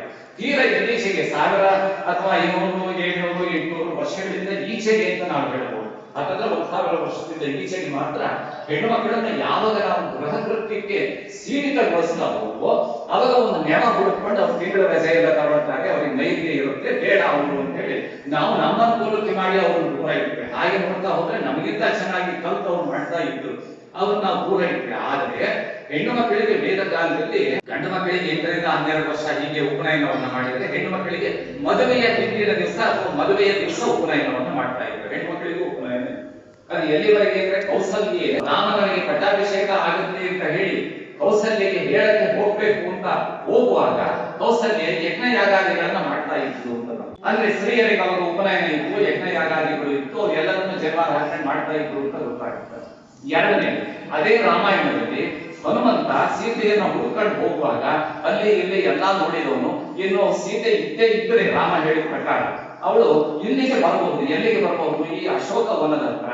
ಅವಳೀಗ ನನಗೆ ಬೆಳಿಗ್ಗೆ ಮಧ್ಯಾಹ್ನ ಸಾಯಂಕಾಲ 3 ಹೊತ್ತು ಸಂಧ್ಯಾ ವಂದನೆ ಮಾಡೋದಕ್ಕೆ ಅವಳು ಈ ಪುಷ್ಕರಣಿ ಜಲದ ಹತ್ರ ಬರ್ತಾಳೆ ಅಂದ್ರೆ ಅವಾಗ ಕಾಯ್ತಾ ಇದ್ದು ಬಂದು ಅವಳಾಗ ಅಂದ್ರೆ ಅವರಿಗೂ ಉಪನಯನ ಇತ್ತು, ಅವರು ಸಂಧ್ಯಾ ವಂದನೆ ಮಾಡ್ತಾ ಇದ್ರು ಕಾಯ್ತಾಳೆ ಸೀತೆನೋ ಹನುಮಂತ ಕಾಯ್ತಾ ಇದ್ದ. ನೋಡಿ ಅದರಲ್ಲಿ ರಾಮಾಯಣದ ಮಹಾಭಾರತದಲ್ಲಿ ಕುಂತಿ ಇದನ್ನೆಲ್ಲ ಮಾಡ್ತಾ ಇದ್ದು ಅವಳಿಗೆ ನಾನೆಲ್ಲ ಜೋಡಿಸಿ ಕೊಡ್ತಾ ಇದ್ದೆ ಅಂತ ಹೇಳಿ ದ್ರೌಪದಿ ಸತ್ಯಭಾಮೆಗೆ ಹೇಳ್ತಾರೆ, ನೀನು ಇಷ್ಟು ಚೆನ್ನಾಗಿ ಹೂ ಪೋಣಿಸ್ತೀಯ, ಇಷ್ಟು ಚೆನ್ನಾಗಿ ಅಲಂಕಾರ ಮಾಡ್ತೀಯ, ಇಷ್ಟು ಚೆನ್ನಾಗಿ ಪೂಜೆಗೆಲ್ಲ ಜೋಡಿಸ್ತೀಯ, ನೀನ್ ಇದನ್ನೆಲ್ಲ ಹೇಗೆ ಮಾಡ್ತಾ ಇದ್ದೀಯ ಅಂದಾಗ ನಾನು ನಮ್ಮ ಅತ್ತೆಗೆ ಕುಂತಿಗೆ ಇದನ್ನೆಲ್ಲ ಮಾಡಿಕೊಡ್ತೇನೆ, ಪ್ರತಿ ದಿವಸ ಅವರಿಗೆ ಹೂವು. ನೋಡಿ ಕುಂತಿ ವಿಧವೆ, ಅವಳಿಗೆ ಹೂವನ್ನೆಲ್ಲ ನಾನೇ ಕಟ್ಟಿ ಕೊಡ್ತಾ ಇದ್ದೆ, ಅಂದ್ರೆ ವಿಧವೆಯರು ಹೂ ಕುಡಿಬಾರದು ಅಂತ ಎಲ್ಲೋ ಇಲ್ಲ, ಬಹಳ ತಪ್ಪು ತಿಳ್ಕೊಂಡಿದ್ದಾರೆ. ಆಮೇಲೆ ಅವಳಿಗೆ ಅಲಂಕಾರದಾಗ ಅನ್ನ ತೆಗೆಯೋದ್ರಿಂದ ಅವಳಿಗೆ ಎಲ್ಲ ಅಲಂಕಾರಗಳನ್ನ ನಾನೇ ಮಾಡಿಕೊಡ್ತಾ ಇದ್ದೆ. ಅವಳಿಗೆ ಅಷ್ಟು ಚೆನ್ನಾಗಿ ಅಲಂಕಾರ ಮಾಡಿರೋದ್ರಿಂದನೇ ಅವಳಿಗೆ ವಿರಾಟ ರಾಜನ ಇದಕ್ಕೆ ಅವರು ವೇಷ ಮರೆಸ್ಕೊಂಡು ಹೋದಾಗ ಸೈರಿಂದ್ರಿಯಿಂದ ಒಂದು ಸೇವೆಯ ಹೆಸರಿನಲ್ಲಿ ಅವಳು ಆ ರಾಣಿಯರಿಗೆ ಅಲಂಕಾರಗಳನ್ನೇ ಮಾಡೋದು, ಅವಳಿಗೆ ವೃತ್ತಿ ಆಯ್ತಲ್ಲ ಅವಳಿಗೆ. ಅಂದ್ರೆ ಕುಂತಿಗೆ ಅತ್ತೆಗೆ ಚೆನ್ನಾಗಿ ಮಾಡ್ತಾ ಇತ್ತು ಅಂತ ಆಯ್ತು. ಹಾಗಾಗಿ ಹೆಣ್ಮಕ್ಳನ್ನ ನಾವೇನ್ ಮಾಡಿದ್ವಿ ಅಂತಂದ್ರೆ ಇತ್ತೀಚಿನ ದಿನಗಳಲ್ಲಿ ಹೆಣ್ಣು ಮಕ್ಕಳನ್ನ ಅದರಿಂದ ದೂರ ಮಾಡಿದಾಗನು ನಮ್ಮ ಜವಾಬ್ದಾರಿ ಹೋಗ್ಲಿಲ್ಲ. ನಮ್ಮ ಜವಾಬ್ದಾರಿ ಹೋಗದೆ ಇರೋದ್ರಿಂದ ಮದುವೆ ಆಗುವಾಗ ನೋಡಪ್ಪ ಅವಳಿಗೆ ಆಗ್ಬೇಕಾಗಿ ಮಂತ್ರದಲ್ಲಿ ಹೇಳ್ತಾರೆ, ನಿಮಗ್ ಗೊತ್ತಾಗಲ್ಲ. ಈಗ ಆ ಮಂತ್ರಗಳನ್ನು ಬಿಟ್ಬಿಟ್ಟಿದ್ದಾರೆ ಕೆಲವು ಪುರೋಹಿತರು, ಬೇಜಾರಾಯ್ತು. ಯಾಕೆಂದ್ರೆ ಅವರಿಗೂ ಮಂತ್ರದ ಅರ್ಥ ಗೊತ್ತಿರೋದಿಲ್ಲ. ಎಷ್ಟೋ ಸಲ ಹಾಗಾಗುತ್ತೆ, ಅವ್ರನ್ನ ವೃತ್ತಿ ಮಾಡ್ತಿರ್ತಾರೆ, ಅವ್ರಿಗೆ ಮಂತ್ರದ ಅರ್ಥ ಗೊತ್ತಿರೋದಿಲ್ಲ. ನಾವು ವೃತ್ತಿ ಮಾಡ್ತಿರೋದಿಲ್ಲ, ನಮಗಿಂತ ಜಾಸ್ತಿ ಬೇರೆ ವೃತ್ತಿಯೊಳಗಿರೋರಿಗೆ ಮಂತ್ರದ ಅರ್ಥ ಗೊತ್ತಿರುತ್ತೆ. ಹಾಗಾಗಿ ಕೇಳಬೇಕು, ಬಿಡಿಸಿ. ಅವಾಗ ಏನಾಯ್ತು ಅಂದ್ರೆ ಅವರಿಂದ ನೀವು ಬಿಡಿಸ್ಕೊಂಡಿದ್ದೀರಲ್ಲ, ಆದ್ರೆ ಅವ್ರಿಗೆ ಅದು ಆಗಬೇಕು, ಅದನ್ನ ನೀವು ಮಾಡ್ಬೇಕು. ಅದರಿಂದ ಲಗ್ನ ಆಗುವಾಗ ಬ್ರಹ್ಮಚಾರಿ ಇರುವಾಗ ನೀನು 3 ಹೇಳಿದ 1 ಜನಿವಾರ ಹಾಕೊಳ್ತೀಯಲ್ಲ, ಗೃಹಸ್ಥನಾಗುವಾಗ 2 ಜನಿವಾರ ಹಾಕು ಅಂತ ಹೇಳಿದ್ರೆ ಮತ್ತೊಂದು ಆ ಹೆಂಡತಿಯ ಜನಿವಾರ ನೀವು ಹಾಕೊಳ್ಳೋದು. ಅಂದ್ರೆ ನೀವು ಏನೇನ್ ಮಾಡ್ತೀರೋ ಅದನ್ನ 2 ಮಾಡ್ಬೇಕು ಅನ್ನೋ ಜವಾಬ್ದಾರಿ ನಿಮ್ಗೆ ಬಂತು. ಅವ್ರ ಪರವಾಗಿ ಒಂದು ಮಾಡ್ಬೇಕು ನೀವು. ಯಾಕೆಂದ್ರೆ ನಿಮ್ ಪರವಾಗಿ ಅವ್ರು ಮನೆ ಕೆಲಸಗಳನ್ನ ಅವ್ರು ಮಾಡಿರ್ತಾರೆ, ಅವ್ರ ಪರವಾಗಿ ನೀವು ಅಧ್ಯಾತ್ಮ ಕೆಲಸ ಮಾಡ್ಬೇಕು. ಬರೀ 2 ಜನಿವಾರ ಹಾಕಿಟ್ಕೊಂಡೆ ಗೃಹಸ್ಥ ಅಂತಲ್ಲ. ಮತ್ತು ಸನ್ಯಾಸಿಗಳು ಭಿಕ್ಷೆ ತಗೊಳ್ಳೋದಕ್ಕೆ ಬ್ರಹ್ಮಚಾರಿಗಳ ಮನೆಗೆ ಹೋಗಬಾರದು ಅಂತ ಇದೆ, ಗೃಹಸ್ಥರ ಮನೆಗೆ ಹೋಗ್ಬೇಕು ಅಂತಿದೆ ಸನ್ಯಾಸಿಗಳು ಭಿಕ್ಷೆ ತಗೊಳ್ಳೋದಕ್ಕೆ. ಆ 2 ಜನಿವಾರ ಇರೋದು ಯಾಕೆ ಇರುತ್ತೆ ಅಂತಂದ್ರೆ ಅವರಿಗೆ ಅವ್ರು ಗೃಹಸ್ಥ ಅವ್ರ ಮನೆಗೆ ಭಿಕ್ಷೆಗೆ ಹೋಗ್ಬೇಕು ಅಂತ ಹೇಳಿ. ಮನೆಯವರು ರಂಗೋಲಿ ಹಾಕೋದು, ನೀವು ತುಂಬಾ ಚೆನ್ನಾಗಿ ಪದ್ಮಗಳನ್ನ ಅಲ್ಲಿ ರಚನೆ ಮಾಡಿ ರಂಗೋಲಿ ಹಾಕಿದ್ದೀರಿ, ನೋಡಿ ನಮ್ಗೆ ಸಂತೋಷ ಆಯ್ತು. ನೋಡಿ ಆ ಮನೆ ಮುಂದೆ ನಾವು ಹಾಕೋ ರಂಗೋಲಿ ಒಳಗೆ ಆ ಮನೆ ಒಳಗೆ ಇರೋರು ಸಂತೋಷದಿಂದ ಸುಖವಾಗಿ ನೆಮ್ಮದಿಯಿಂದ ಇದ್ದಾರೆ, ನಾನು ಅಲ್ಲಿ ಹೋಗ್ಬೋದಪ್ಪ ಭಿಕ್ಷೆಗೆ.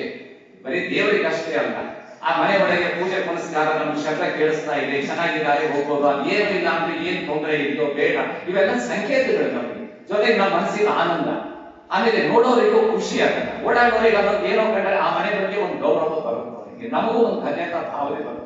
ನಮ್ಗೆಲ್ಲ ಆಚರಣೆಗಳಿಗೂ ಒಂದು ವಸ್ತುಗಳಿರಲಿ, ರಂಗೋಲಿ ಹಾಕೋದಿರ್ಲಿ, ಒಂದು ತುಳಸಿ ಗಿಡ ಬೆಳೆಸಿ ಅದಕ್ಕೆ ನೀರು ಹಾಕೋದು ಪರಿಸರ ಪ್ರಜ್ಞೆಯನ್ನು ಹೇಳುತ್ತೆ. ಅದು ಎಲ್ಲ ಕಾಯಿಲೆಗಳಿಗೂ ಔಷಧ ಆಗಿ ನಮಗೂ ಸಹ ಸಿಗುತ್ತೆ.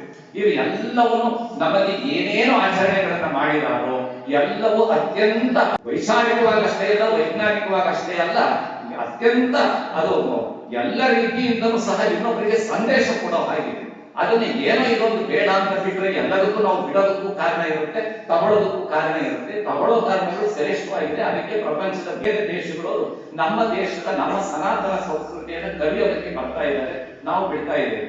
ಈಗ ನಿಮ್ಗೊಂದು ಕ್ಲಿಯರ್ ಆಗಿದೆ, ಯಾಕೆ ಮದುವೆ ಆಗುವಾಗ 2 ಜನಿವಾರ ಹಾಕ್ತಾರೆ ಅನ್ನೋ ನಿಮ್ಗೆ ಗೊತ್ತಾಯ್ತಲ್ಲ. 2 ಜನಿವಾರ ಹಾಕೋದು ನೀವು ಗೃಹಸ್ಥರಾಗುವಾಗ ನಿಮ್ಮ ಪತ್ನಿಯ ಪರವಾಗಿರೋ ನೀವು. ಇನ್ನು 10 ಜನಿವಾರ ಹಾಕೊಳ್ಳೋರು ಕೆಲವು ಸಂಪ್ರದಾಯದಲ್ಲಿದ್ದಾರೆ. ಜನಿವಾರ ದಪ್ಪ ಏನು ಇದನ್ನೆಲ್ಲ ವೇದ ಹೇಳಿಲ್ಲ ಅಥವಾ ಯಾವ ಶಾಸ್ತ್ರಗಳು ಇದನ್ನ ಹೇಳಿಲ್ಲ. ಅದು ಅವ್ರವ್ರು ಮಾಡ್ಕೊಂಡಿರೋದು. ಈಗ ನಮ್ಮಲ್ಲಿ ಈ ದಕ್ಷಿಣ ಭಾರತದಲ್ಲಿ, ನಮ್ಮ ಈ ಮಧ್ಯ ಕರ್ನಾಟಕದ ಭಾಗದಲ್ಲಿ ತೆಳುವು ಎಳೆಯ ಜನಿವಾರ ನಾವೀಗ ನೋಡ್ತಿರೋದ ಇರುತ್ತೆ. ಕೆಲವು ಕಡೆಗೆ ನಾವು ಉತ್ತರ ಕರ್ನಾಟಕದ ಆ ಕಡೆ ಭಾಗಕ್ಕೆ ಹೋದ್ರೆ ದಪ್ಪ ಎಳೆಯ ಜನಿವಾರ ಇರುತ್ತೆ. ಶ್ರೀ ವೈಷ್ಣವರಲ್ಲಿ ಇನ್ನೂ ದಪ್ಪ ಇದೆ.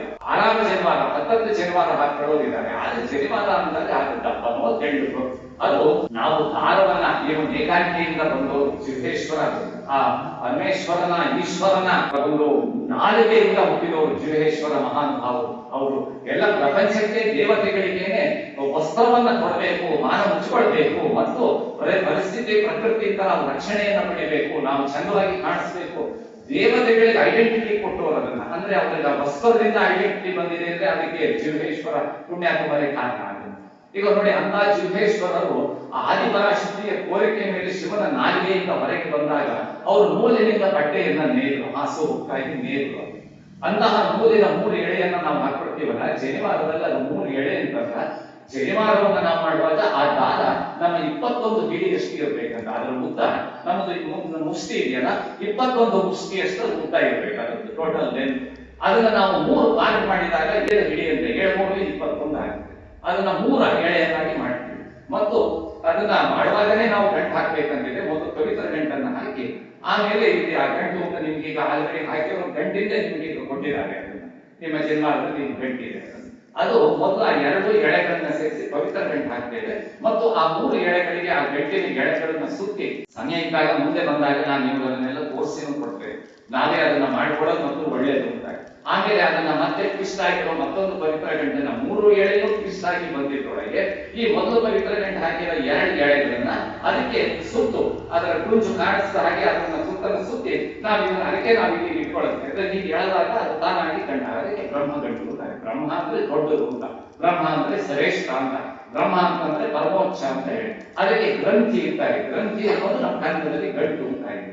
ಬ್ರಹ್ಮ ಗ್ರಂಥಿ ಅಂತಂದ್ರೆ ಗಂಟು ಅಂತ ಹೇಳಿ ಆ ಬ್ರಹ್ಮ ಗಂಟು ಅಂತ ಹೇಳ್ತೇವೆ. ಅದನ್ನ ನಾವು ಹಾಕಿದ್ದು 3 ಎಳೆ, ಅದನ್ನ ನಾವು ಹಾಕೊಳ್ತೇವೆ. ಬಹಳ ಜನ ಕೇಳ್ತಾರೆ ಅದನ್ನ, ಈ 3 ಎಳೆನೇ ಯಾಕೆ ಇರಬೇಕು, 8 ಎಳೆ ಯಾಕೆ ಬೇಡ, 19 ಎಳೆ ಯಾಕೆ ಬೇಡ, 2 ಎಳೆ ಯಾಕೆ ಬೇಡ, 3 ಅಂತಾನೆ ಯಾಕಿದೆ ಅಂತ ಹೇಳ್ತಾರಲ್ಲ. ಈ 3 ಅನ್ನೋದ್ರೊಳಗೆ ನಮಗೆ ಜಗತ್ತು, ಜೀವ, ಈಶ್ವರ ಇದು ನೀವು ಮುಖ್ಯವಾಗಿ ಗಮನಿಸಿದೆ. ಅದನ್ನ ಜಗತ್ತು ಅನ್ನೋದಿದೆ, ಈ ವರ್ಲ್ಡ್ ಅನ್ನೋದಿದೆ, ಜಗತ್ತು ಅನ್ನೋದು. ಈ ಜಗತ್ತು ಅನ್ನೋದು ಇದ್ರೆ ಏನು ಪ್ರಯೋಜನ ಇಲ್ಲ. ಈ ಜಗತ್ತು ಅನ್ನೋದು ಅಸ್ತಿತ್ವ ಇದೆ ಅನ್ನೋದಕ್ಕೆ ಏನೋ ಒಂದು ಇಲ್ಲ ಆಕ್ಟಿವಿಟೀಸ್ ನಡೀತಾ ಇದ್ರೆ, ಚಟುವಟಿಕೆ ನಡೀತಾ ಇದ್ರೆ ಈ ಜಗತ್ತಿಗೆ ಒಂದು ಇರುತ್ತೆ. ಹೌದಲ್ಲ? ಮನೆ ಅಂದ್ರೆ ಕಾರ್ ತಗೊಂಡು ಬಂದು ಇಟ್ಕೊಂಡ್ಬಿಟ್ರೆ ಉಪಯೋಗ ಇಲ್ಲ. ಅದು ಕಾರ್ ಓಡಾಡಬೇಕಲ್ಲ, ಅದಕ್ಕೆ 4 ಚಕ್ರ ಇದೆ, ಸ್ಟೀರಿಂಗ್ ಇದೆ, ಗ್ಲಾಸ್ ಇದೆ, ಡೋರ್ ಇದೆ, ಎಲ್ಲದಕ್ಕಿದೆ. ಕಾರು ಅದ್ರಲ್ಲಿ ಓಡಾಡದೇ ಇದ್ರೆ ಏನ್ ಪ್ರಯೋಜನ? ಅದು ನಮಗೂ ಉಪಯೋಗ ಇಲ್ಲ, ಕಾರಿಗೂ ಉಪಯೋಗ ಇಲ್ಲ. ಕಾರಿಗೆ ಕೊಡ್ತೀವಿ ಅಂದ್ರೆ ಬೆಲೆ ಇಲ್ಲ, ನಾವು ಇಟ್ಕೊಳ್ತೇವೆ ಅಂದ್ರೆ ನಮ್ಗೂ ಉಪಯೋಗ ಇಲ್ಲ. ಅದು ಓಡಾಡ್ತಾ ಇರ್ಬೇಕಲ್ಲ. ಮನೆ ಒಳಗೆ ಆಹಾರ ಇದೆ ಅಂತಂದ್ರೆ ಅದು ಬೇಯಂಗಿರ್ಬೇಕು, ಬೇಯ್ದಿದ್ದು ತಿನ್ನಂಗಿರ್ಬೇಕು, ತಿಂದಿದ್ದು ಜೀರ್ಣ ಆಗಿರ್ಬೇಕು. ಈಗ ಇದು ಇದೆ ಅಂತಂದ್ರೆ ಇರೋದಿದೆಯಲ್ಲ ಇದು ಜಗತ್ತು, ಅಲ್ಲಿ ಇದೆಲ್ಲ ನಡೀತಾ ಇದೆಯಲ್ಲ ಅದು ಜೀವ. ಇದೆಲ್ಲ ನಡೀತಾ ಇದೆಯಲ್ಲ ದಟ್ ಇಸ್ ಕಾಲ್ಡ್ ಜೀವ. ಲೈಫ್ ಅಂತ ಅದು ನಮಗಷ್ಟೇ ಜೀವ ಅಲ್ಲ. ಇಲ್ಲಿ ಭೂಮಿ ತಿರುಗ್ತಾ ಇದೆ ಅಂದ್ರೆ ಅದಕ್ಕೂ ಒಂದು ಜೀವ ಇದೆಯಲ್ಲ. ಸೂರ್ಯ ತಿರುಗ್ತಾ ಇದ್ರೆ ಸೂರ್ಯ ತಿರುಗ್ತಿದ್ದಾನೆ ವಿನಃ ಅವನೇನು ಸುತ್ತಾ ಇಲ್ಲ. ಸೂರ್ಯ ಅಲ್ಲೇ ಇದ್ದಾನ. ಅವನೇನ್ ನಾವ್ ಹೇಳ್ತೀವಿ ಸೂರ್ಯ ಹುಟ್ಟಿದ ಹೋದ ಬಂದ, ನಾವು ಓಡಾಡ್ತಾ ಇರೋದು ನಾವು ಸೂರ್ಯನಿಗೆ ಹೇಳ್ತೀವಿ. ಅಂದ್ರೆ ನಾವೀಗ ಹೇಳ್ತೀವಲ್ಲ ಅದನ್ನ, ಈಗ ನಾವು ಹೋಗ್ತಾ ಇರ್ತೀವಿ ಬೆಂಗಳೂರು ಕಡೆ, ಆದ್ರೆ ನಾವು ಹೇಳೋದೇನು ಬೆಂಗಳೂರು ಬಂದ್ರೆ ಇರ್ತೀವಿ, ಬೆಂಗಳೂರೇ ನಮ್ಮ ಕಡೆ ಬರ್ತಿರ್ತಾರೆ, ಇದಲ್ಲೇ ಇರುತ್ತಾರೆ. ಈಗ ಎಷ್ಟೇ ಬಂತು ಈಗ ಬಸ್ ಸ್ಟ್ಯಾಂಡ್ ಬಂದ್ರಿ ನೀವು, ಅದು ಬರ್ತಿರೋದಿಲ್ಲ. ನಮಗೇನ್ ಅನ್ಸುತ್ತೆ, ನಾವು ಹೋಗ್ತಾ ಇದ್ದೀವಿ ಅದೇ ನಮ್ಮ ಬರ್ತಿದೆ ಅಂತ ನಮ್ಗೆ ಅನ್ಸುತ್ತೆ. ನಾವು ಬಸ್ ಹೋದಾಗ ಪಕ್ಕದ ಬಸ್ ಹೋಗ್ತಾ ಇದ್ರೆ ನಮ್ಮ ಬಸ್ ಹೋಗ್ತಿದೆ ಅಂತೀವಿ. ನಾವು ಅದೇ ಬಸ್ ಹೋಗ್ತಾ ಇದೆ ಆಗ್ತಾ ಇದೆ, ಅದು ಪಕ್ಕದ ಬಸ್ಸಿಗೆ ಹೋಗ್ತಿರುತ್ತೆ ರಿವರ್ಸ್, ನಮ್ಗೆ ನಮ್ದೇ ಹೋಗ್ತಿದೆ ಮುಂದೆ ಅನ್ಸುತ್ತೆ. ಹಾಗೆ ನಮ್ಮ ಭೂಮಿ ಒಳಗೆ ಇರೋರಿಗೆ ಸೂರ್ಯ ಇದ್ದಲ್ಲಿದ್ದಾನೆ, ನಾವು ತಿರುಗ್ತೀವಿ. ಆದ್ರೆ ನಮಗೇನ್ ಅನ್ಸುತ್ತೆ ಅಂದ್ರೆ ನಾವ್ ಇದ್ದಲ್ಲಿದ್ದೀವಿ, ನಾವೇ ಸ್ಟ್ಯಾಟಿಕ್ ಅದೇ ಡೈನಾಮಿಕ್ ನಾವು ತಿರುಗ್ತಿದ್ದಾನೆ. ಆದ್ರೆ ಆ ಸೂರ್ಯ ತಿರುಗ್ತಾ ಸೂರ್ಯ ಇರೋದಾಗ್ಲಿ, ಅವ್ನು ಉರಿತಿರೋದಾಗ್ಲಿ, ನಮ್ಗೆ ಕೊಡ್ತಿರೋದಾಗ್ಲಿ, ನಾವು ತಿರುಗ್ತಿರೋದಾಗ್ಲಿ, ನಾವು ತಿರುಗ್ತಾ ಇದ್ರು ಸೂರ್ಯನ ಗುರುತ್ವಾಕರ್ಷಣ ಶಕ್ತಿಗೋಗಿ ಹೊಡ್ಕೊಂಡು ನಾವು ನಾಶ ಆಗದೇನೆ ನಾವು ಉಳ್ಕೊಂಡಿರೋದಾಗ್ಲಿ, ನಮ್ಮ ಸುತ್ತ ಚಂದ್ರ ಸುತ್ತದಾಗ್ಲಿ, ನಮ್ಮಲ್ಲಿ ಸಮುದ್ರ ಅಲೆಗಳನ್ನು ಏಳ್ಸೋದಾಗ್ಲಿ, ಅದು ಮೋಡ ಆಗಿ ಮಳೆ ಬರೋದಾಗ್ಲಿ, ಮಳೆ ಸುರಿದು ನಮ್ಮ ನದಿ ಹರಿದಾಗ ಸಮುದ್ರ ಆಗೋದಾಗ್ಲಿ, ಬೆಳೆ ಬೆಳೆಯೋದಾಗ್ಲಿ, ಬೆಳೆ ಕಾಳು ಕೊಡೋದಾಗ್ಲಿ, ಅದನ್ನು ಇದು ಎಲ್ಲವೂ ನಮಗೆ ನಡೀತಿದೆಯಲ್ಲ, ಇದು ನಮಗೆ ವೃತ್ತ ಅಂತಾರೆ. ಆ ಅಸ್ತಿತ್ವ ಸತ್ಯ ಅಂತಾರೆ. ಇದೆಲ್ಲವೂ ವೃತ್ತ ಅಂತಾರೆ. That is true. It is activities ನಡೀತಿದ್ದು ವೃತ್ತ. ಇದಕ್ಕೆ ನಾವು ಊಟ ಮಾಡುವಾಗ ಪ್ರಕ್ಷೇಪಣ ಮಾಡುವಾಗ ಸತ್ಯಂ ತ್ವಾ ವೃತೇನ ಪ್ರಶಂಸಿಯಾಮಿ, ಇದು ಇರೋದು ಸತ್ಯ, ಇದು ನಾನು ಸೇವನೆ ಮಾಡೋದು ವೃತ್ತ. ಮತ್ತೆ ಈ ಪ್ರಪಂಚನೂ ಸತ್ಯ, ಇದರಲ್ಲೆಲ್ಲ ನಡೀತಿರೋದು ವೃತ್ತ. ಇದು ನಾನು ನೋಡ್ತಿದ್ದೀನಿ ಅಂತ ನಾವು ಸತ್ಯಂ ತ್ವಾ ವೃತ್ತೇನ ಪ್ರಶಂಸಿಯಾಮಿ ಅಂತ ಉಪನಯನಾದ್ರು ಸುತ್ತ ಕಟ್ಟಬೇಕು ಅಂತಿದೆ. ಸುಮ್ಮನೆ ಗೊತ್ತಿದ್ದೇ ಇರೋರು ಹೊರಗಡೆ ಇರಬೇಕು ಒಳಗೆ ಬರಬಾರ್ದು ಅಂತ ನೀರು ಸುತ್ತಾರೆ, ಆಮೇಲೆ ಒಂದಿಷ್ಟು ನೀರು ಕುಡಿತಾರೆ. ಅಲ್ಲ, ಹಿಂಗೆಲ್ಲ ಅದನ್ನ ನಾವು ತುಂಬಾ ಸಿದ್ಧಿ ಮಾಡಬಾರ್ದು. ಇದು ಎಲ್ಲರೂ ಜ್ಞಾನ ಅಂತ ಹೇಳಿ ಇದನ್ನೆಲ್ಲ ತಿಳ್ಕೊಳ್ಳೋದಕ್ಕೆ ಉಪನಯನ ಅಂತ ಮಾಡೋದು. ನೋಡಿ, ಅಲ್ಲಿಗೆ ಈ ನಮ್ಮದು ಈ ಜಗತ್ತು ಇರೋದು, ಇದರೊಳಗೆ ಜೀವ ನಡೀತಾ ಇರೋದು, ಇದನ್ನೆಲ್ಲ ಯಾರಪ್ಪ ನಡೆಸ್ತಾ ಇರೋದು? ನಾವು ನಡೆಸ್ತಾ ಇರೋದನ್ನ. ಸೂರ್ಯ ನಾವು ನಿಯಂತ್ರಿಸ್ತಾ ಇದ್ದೀವ, ಭೂಮಿ ನಮ್ಮ ಕೈ ಏನೂ ಆಗದೇ ಇಲ್ಲ. ನಮ್ಮ ಮನೆ ಒಳಗೆ ನಮಗೊಂದು ಅಲ್ಲ ನೋಟೆಗೆ ಎತ್ತಕ್ಕಾಗಲ್ಲ, ಈ ಸೂರ್ಯ ನಾವು ನಿಯಂತ್ರಿಸಕ್ ಆಗೋದಿಲ್ಲ. ಇದೆಲ್ಲ ನಿಯಂತ್ರಣ. ಬೆಳೆ ಬೆಳೀತಾ ಇದೆಯಪ್ಪ, ವಿಜ್ಞಾನಿಗಳು ಹೇಳ್ತಾರೆ, ನೀವು ಮೊಳಕೆ ಹಾಕಿದ್ರೆ ಮೊಳಕೆ ಹೊಡೆಯುತ್ತೆ, ಬೆಳೆ ಬರುತ್ತೆ, ಅಕ್ಕಿ ಆಗುತ್ತೆ, ಎಲ್ಲ ಆಗುತ್ತೆ. ಅದನ್ನ ಹೆಂಗಾಗುತ್ತೆ, ಯಾರು ಮಾಡ್ತಿದ್ದಾರೆ ಅದು ಯಾರಿಗೂ ಗೊತ್ತಿಲ್ಲ.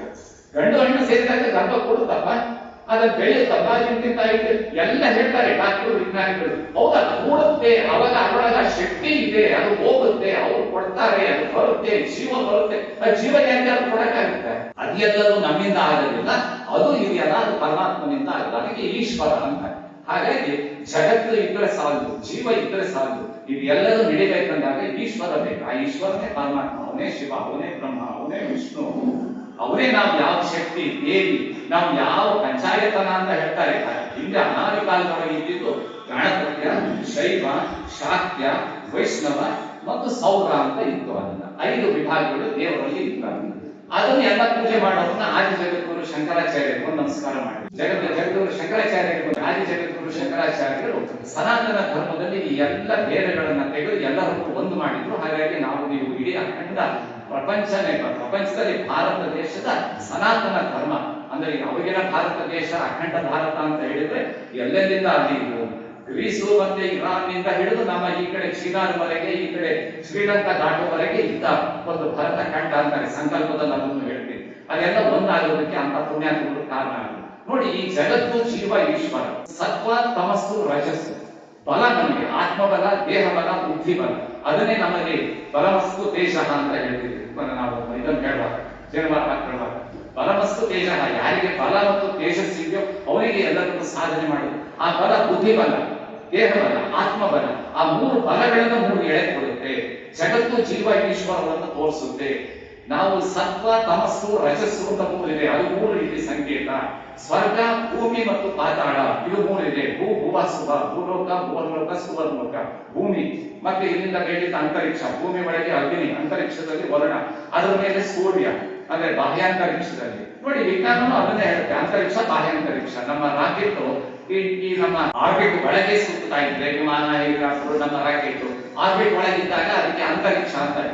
ಆರ್ಬಿಟ್ ಅನ್ನು ದಾಟಿ ಅದು ಚಂದ್ರನ ಕಡೆಗೆ ಹೋಗ್ಬೇಕು, ಮಂಗಳದ ಕಡೆಗೆ ಹೋಗ್ಬೇಕು, ಬಾಹ್ಯಾಂತರಿಕ್ಷ ನೌಕೆ ಇದ್ದಾರೆ. ಅಂದ್ರೆ ಅದು ಸ್ಪೇಸ್ ಅಲ್ಲಿ ಆಗಡೆ outer space, inner space and earth ಅಂತ ಹೇಳಿ. ಈ ಇನ್ನರ್ ಸ್ಪೇಸ್, ಔಟರ್ ಸ್ಪೇಸ್, ಅದು ನಮ್ಮ 3 ನಮ್ಮಲ್ಲೇ ಇದೆ. ಎಲ್ಲದಕ್ಕೂ ನಾನು ತಿಳ್ಕೊಂಡವನಾಗಿದ್ದೇನೆ, ತಿಳ್ಕೊಳ್ಬೇಕು. ಇದು ಎಲ್ಲ ನಮಗೆ ಈ 3 ಎಳೆಗೆ ನಾನು ವಿವರಿಸ್ತಾ ಹೋದ್ರೆ ಒಂದು ದಿವಸ ಪೂರ್ತಿ ವಿವರಿಸಬಹುದು, ಅಷ್ಟು ಈ 3 ಎಳೆಗಳಿಗೆ ಆಗ್ತಾ ಇದೆ. ನಾವು 3 ಅವಸ್ಥೆಗಳನ್ನ ನಾವು ತಗೊಳ್ತೇವೆ ಇಡೀ ನಮ್ಮ ಪ್ರತಿ ದಿನದಲ್ಲಿ. ನಾವು ಸ್ವಪ್ನ, ಸುಷುಪ್ತಿ, ಜಾಗೃತ ಅಂತ ಹೇಳಿ ನಾವು ಜಾಗೃತವಾಗಿದ್ದಾಗ ಎಲ್ಲ, ಆದ್ರೆ ಸ್ವಪ್ನದಲ್ಲಿ ಹೋದಾಗ ಇನ್ನೂ ಏನೇನೋ ಕಾಣ್ತಿರ್ತೇವೆ. ಅದು ಸತ್ಯ ಅಲ್ಲ, ಇದು ಸತ್ಯ ಅಲ್ಲ. ಕಣ್ಣು ಮುಚ್ಚಿದಾಗ ಇದೆಲ್ಲರೂ ಸುಳ್ಳಾಗುತ್ತೆ, ಕಣ್ಣು ಬಿಟ್ಟಾಗ ಅದೆಲ್ಲರೂ ಸುಳ್ಳಾಗುತ್ತೆ. ಕನಸಲ್ಲಿ ಕಂಡಿದ್ದೆಲ್ಲ ಕಣ್ಣು ಬಿಟ್ಟಾಗ ಸುಳ್ಳು ಅಂತ ಆಗುತ್ತೆ. ಆದ್ರೆ ಕಣ್ಣು ಮುಚ್ಚಿದಾಗ, ಕನಸಿದ್ದಾಗ ನಿಜವಾಗ್ಲೂ ಅದು ಸತ್ಯ ಅಂತ ನಮ್ಗೆ ಅನ್ಸುತ್ತೆ.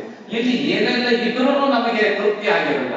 ಏನು ಇಲ್ದೇನೆ ನಾವಲ್ಲಿ ಊಟ ಮಾಡಿರ್ತೀವಿ, ಏನು ಇಲ್ದೇನೆ ನಾವಲ್ಲಿ ಭೋಗ ಮಾಡಿರ್ತೀವಿ, ಏನು ಇಲ್ದೇನೆ ನಾವು ದಾವಣಗೆರೆಯಿಂದ ಬೆಂಗಳೂರಿಗೋ ಹಿಮಾಲಯ ಇಲಾಖೆಗೂ ಹೋಗಿ ಬಂದಿರ್ತೀವಿ. ಅಂದ್ರೆ ಈ ನಮ್ಮ ಜಾಗೃತ ಅವಸ್ಥೆಗಿಂತಲೂ ಸ್ವಪ್ನಾವಸ್ಥೆ ಸ್ಟ್ರಾಂಗ್ ಆಗಿದೆ. ಹಾಗಾದ್ರೆ ಈ ಸ್ವಪ್ನ ಸುಷುಪ್ತಿ 2 ಏನ್ ಇದೆಯಲ್ಲ, ಸ್ವಪ್ನ ಮತ್ತು ಜಾಗೃತ 2 ಇದೆಯಲ್ಲ, ಇದು 2 ಇಲ್ಲ ಇರೋದು ನಮಗೆ ಗಾಢ ನಿದ್ರೆ ಬರುತ್ತಲ್ಲ, ಮಲಗಿದಾಗ ಕನಸು ಬೀಳ್ತಿರೋದಿಲ್ಲ, ನಮಗೆ ಯಾವ ಅರಿವು ಇರೋದಿಲ್ಲ.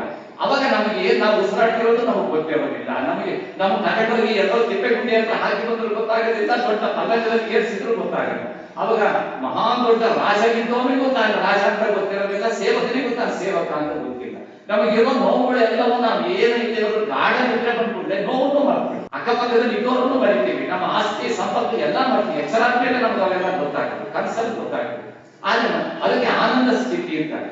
ಈ ಸ್ವಪ್ನ ಸುಷುಪ್ತಿ ಜಾಗೃತಿ ಒಳಗೆ, ಸುಷುಪ್ತಿ ಒಳಗೆ ಏನು ಬರುತ್ತಲ್ಲ ಗಾಢ ನಿದ್ರೆ ಒಳಗೆ ಆನಂದ, ಅದನ್ನ ಎಚ್ಚರದಲ್ಲೂ ಆನಂದವನ್ನ ಪಡೆಯೋದು ಹೇಗೆ ಅನ್ನೋದನ್ನ ವೇದ ಉಪನಿಷತ್ತುಗಳು, ಕರ್ಮಾಂಗಗಳು ಹೇಳಿಕೊಡ್ತಾರೆ. ಅದಕ್ಕೆ ಅದನ್ನು ಕಲಿಬೇಕು ಅಂತ. ಅದರ ಸಂಕೇತವಾಗಿ 3 ಎಳೆ. ಹಾಗೆ ಈ 3 ಎಳೆಗಳು ಬೇಕಾದಷ್ಟು ಅರ್ಥಗಳನ್ನು ಕೊಡುತ್ತೆ. ಬಹಳ ನನಗೆ ಕಲಿಯಕ್ಕೆ ಬಂದಾಗ ಹೇಳಿದ್ರು, ಈ 3 ಎಳೆ ಯಾಕಬೇಕು, 2 ಜನಿವಾರ ಯಾಕಬೇಕು, ಜನಿವಾರದ ಅರ್ಥ ಏನು. ಇನ್ನು ಕೆಲವರು ಹೇಳ್ತಾರೆ ಜ ಅಂದ್ರೆ ಹುಟ್ಟು, ನಿವಾರ ಅಂತಂದ್ರೆ ಅದನ್ನು ನಿವಾರಿಸುತ್ತೆ. ಅಂದ್ರೆ ನಾವು ಹುಟ್ಟಿನಿಂದ ನಮ್ಗೆ ಏನು ಗೊತ್ತಿರೋದಿಲ್ಲ, ಆ ಹುಟ್ಟನ್ನ ನಿವಾರಿಸಿ ತಾಯಿ ಗರ್ಭದಿಂದ ಬಂದ ನಮ್ಮ ಜನ್ಮವನ್ನ ತೆಗೆದು ನಮಗೆ ಹೊಸ ಜನ್ಮವನ್ನ ಕೊಡೋದು. ಅದಕ್ಕೆ ನಿವಾರ ಇತಿ ಜನಿವಾರ ಅಂತ ಈಗ ಕೆಲವರು ಹೇಳ್ತಾ ಇದ್ದಾರೆ. ಅದೇನೋ ಆ ಕಾಲದಲ್ಲಿ ಹೇಳಿಲ್ಲ ಅದನ್ನ, ಆದ್ರೆ ಅದಕ್ಕೂ ಅರ್ಥ ಇದೆ ಅದನ್ನ. ಹಾಗಾಗಿ ಈ ಜನಿವಾರ ತುಂಬಾ ಶ್ರೇಷ್ಠವಾಗಿದ್ದು ಇದನ್ನ ನಾವು ಉಪನಯನದಲ್ಲಿ ಹಾಕೊಂಡಾಗ ಸಾಮಾನ್ಯವಾಗಿ ಪ್ರತಿ 3 ತಿಂಗಳಿಗೆ ಒಂದ್ಸತಿ ಬದಲಾಯಿಸ್ತಾ ಇರ್ಬೇಕು ಅಂತ ಇದೆ. ಮತ್ತು ಜನಿವಾರ ಯಾಗಾದಿಗಳನ್ನ ಈ 3 ವರ್ಗದವರು ಮಾಡ್ತಾ ಇದ್ದಾಗ ಏಕವಸ್ತ್ರದಲ್ಲಿ ಮಾಡಬಾರದು ಅಂತ ಇದೆ. ಯಜ್ಞ ಯಾಗಾದಿ ಏಕವಸ್ತ್ರದಲ್ಲಿ ಮಾಡೋದು ಅಪರ ಕರ್ಮಗಳನ್ನ ಅಂತ ಕೆಲವರು ಹೇಳ್ತಾರೆ. ಆದ್ರೆ ಏಕವಸ್ತ್ರದಲ್ಲಿ ಮಾಡಬಾರ್ದು ಅಂದಾಗ ನೇರೊಂದು ಉತ್ತರೀಯ ಹೊದಿಬೇಕು ಅಂತ ಇದೆ. ಈಗ ನಾನು ಹೊದಿದ್ದೇನೆ, ಉತ್ತರೀಯ ಹೊದಿಬೇಕು ಅಂತ ಇದೆ. ಆದ್ರೆ ಯಜ್ಞ ಯಾಗಾದಿಗಳನ್ನು ಮಾಡುವಾಗ ಉತ್ತರೀಯ ಹೊತ್ತರೆ ನಾವು ಹೊದಿಸನ್ನ ಕೊಡುವಾಗ ಅಗ್ನಿಗೆ ಸಮರ್ಪಣೆಗಳನ್ನ ಮಾಡುವಾಗ ಕೆಲಸ ಮಾಡುವಾಗ ಅಡ್ಡ ಬರ್ತಾ ಇದೆ, ಇದಕ್ಕೆ ಬೆಂಕಿ ಹಿಡಿದು ಆಮೇಲೆ ಇದಕ್ಕೆ ತೊಂದರೆ ಆಗ್ಬೋದು, ನಮಗೆ ಕಿರಿಕಿರಿ ಆಗ್ಬೋದು. ಅದಕ್ಕೆ ಇದರ ಬದಲು ಸಂಕೇತವಾಗಿ 3 ಎಳೆಗಳನ್ನ ಹಾಕೊಳ್ಳಿ, ಇದು ಉತ್ತರೀಯ ಅಂತ ಹೇಳಿ. ಇದು ಇದರ ಬಗ್ಗೆ ಹಚ್ಕೊಳ್ಬೇಕು ಅಂತಿಲ್ಲ, ಆದ್ರೆ ಇದ್ರೂ ಹಚ್ಕೊಳ್ಬೇಕು ಕೆಲವರು ಹೇಳ್ತಾರೆ. ತಪ್ಪೇನಲ್ಲ. ಯಾಕೆ ಅಂತಂದ್ರೆ ಕೆಲವರಿಗೆ ಇದು ಇದಕ್ಕಾಗಿ ಹೋಗಿರುತ್ತೆ. ಕೆಲವರು ಉಪನಯನದಲ್ಲಿ ಹಾಕಿರ್ತಾರೆ, ಆಮೇಲೆ ತನಿಯಂತಿಕೆವಾಗ ಹೋದ್ರೆ ಮತ್ತೆ ಉಪಕರಣದಾಗನೇ ನೆನಪಾಗುತ್ತೆ. ಕೆಲವರಿಗೆ ಅದಿದ್ರೆ ನಾವು ಏನೇನೋ ಮಾಡೋದಕ್ಕೆ ರಿಸ್ಟ್ರಿಕ್ಷನ್ ಅಪ್ಪ ಅಂತೇಳಿ ಅದು ತೆಗೆದು ಮಾಡಬಾರ್ದೆಲ್ಲ ಮಾಡಿ ಆಮೇಲೆ ಮನೆಗೆ ಬಂದು ಹಾಕೊಳ್ತಾರೆ. ಅಥವಾ ಉಪನಯನದ ಉಪಕರಣ ಬಂದಾಗ ಹಾಕೊಂಡು ಅವಾಗೆಲ್ಲ ಬಗೆಹರಿರುತ್ತೆ, ಮತ್ತೆ ಹೇಳಂತೆ ಮತ್ತೆ ಮಾಡಿದ ವರ್ಷದಲ್ಲಿ ಮಾತ್ರ ಸತ್ಯ ಹಾಕಿಬಿಟ್ಟು ಎಲ್ಲ ಬಗೆಹರಿಬೇಕು.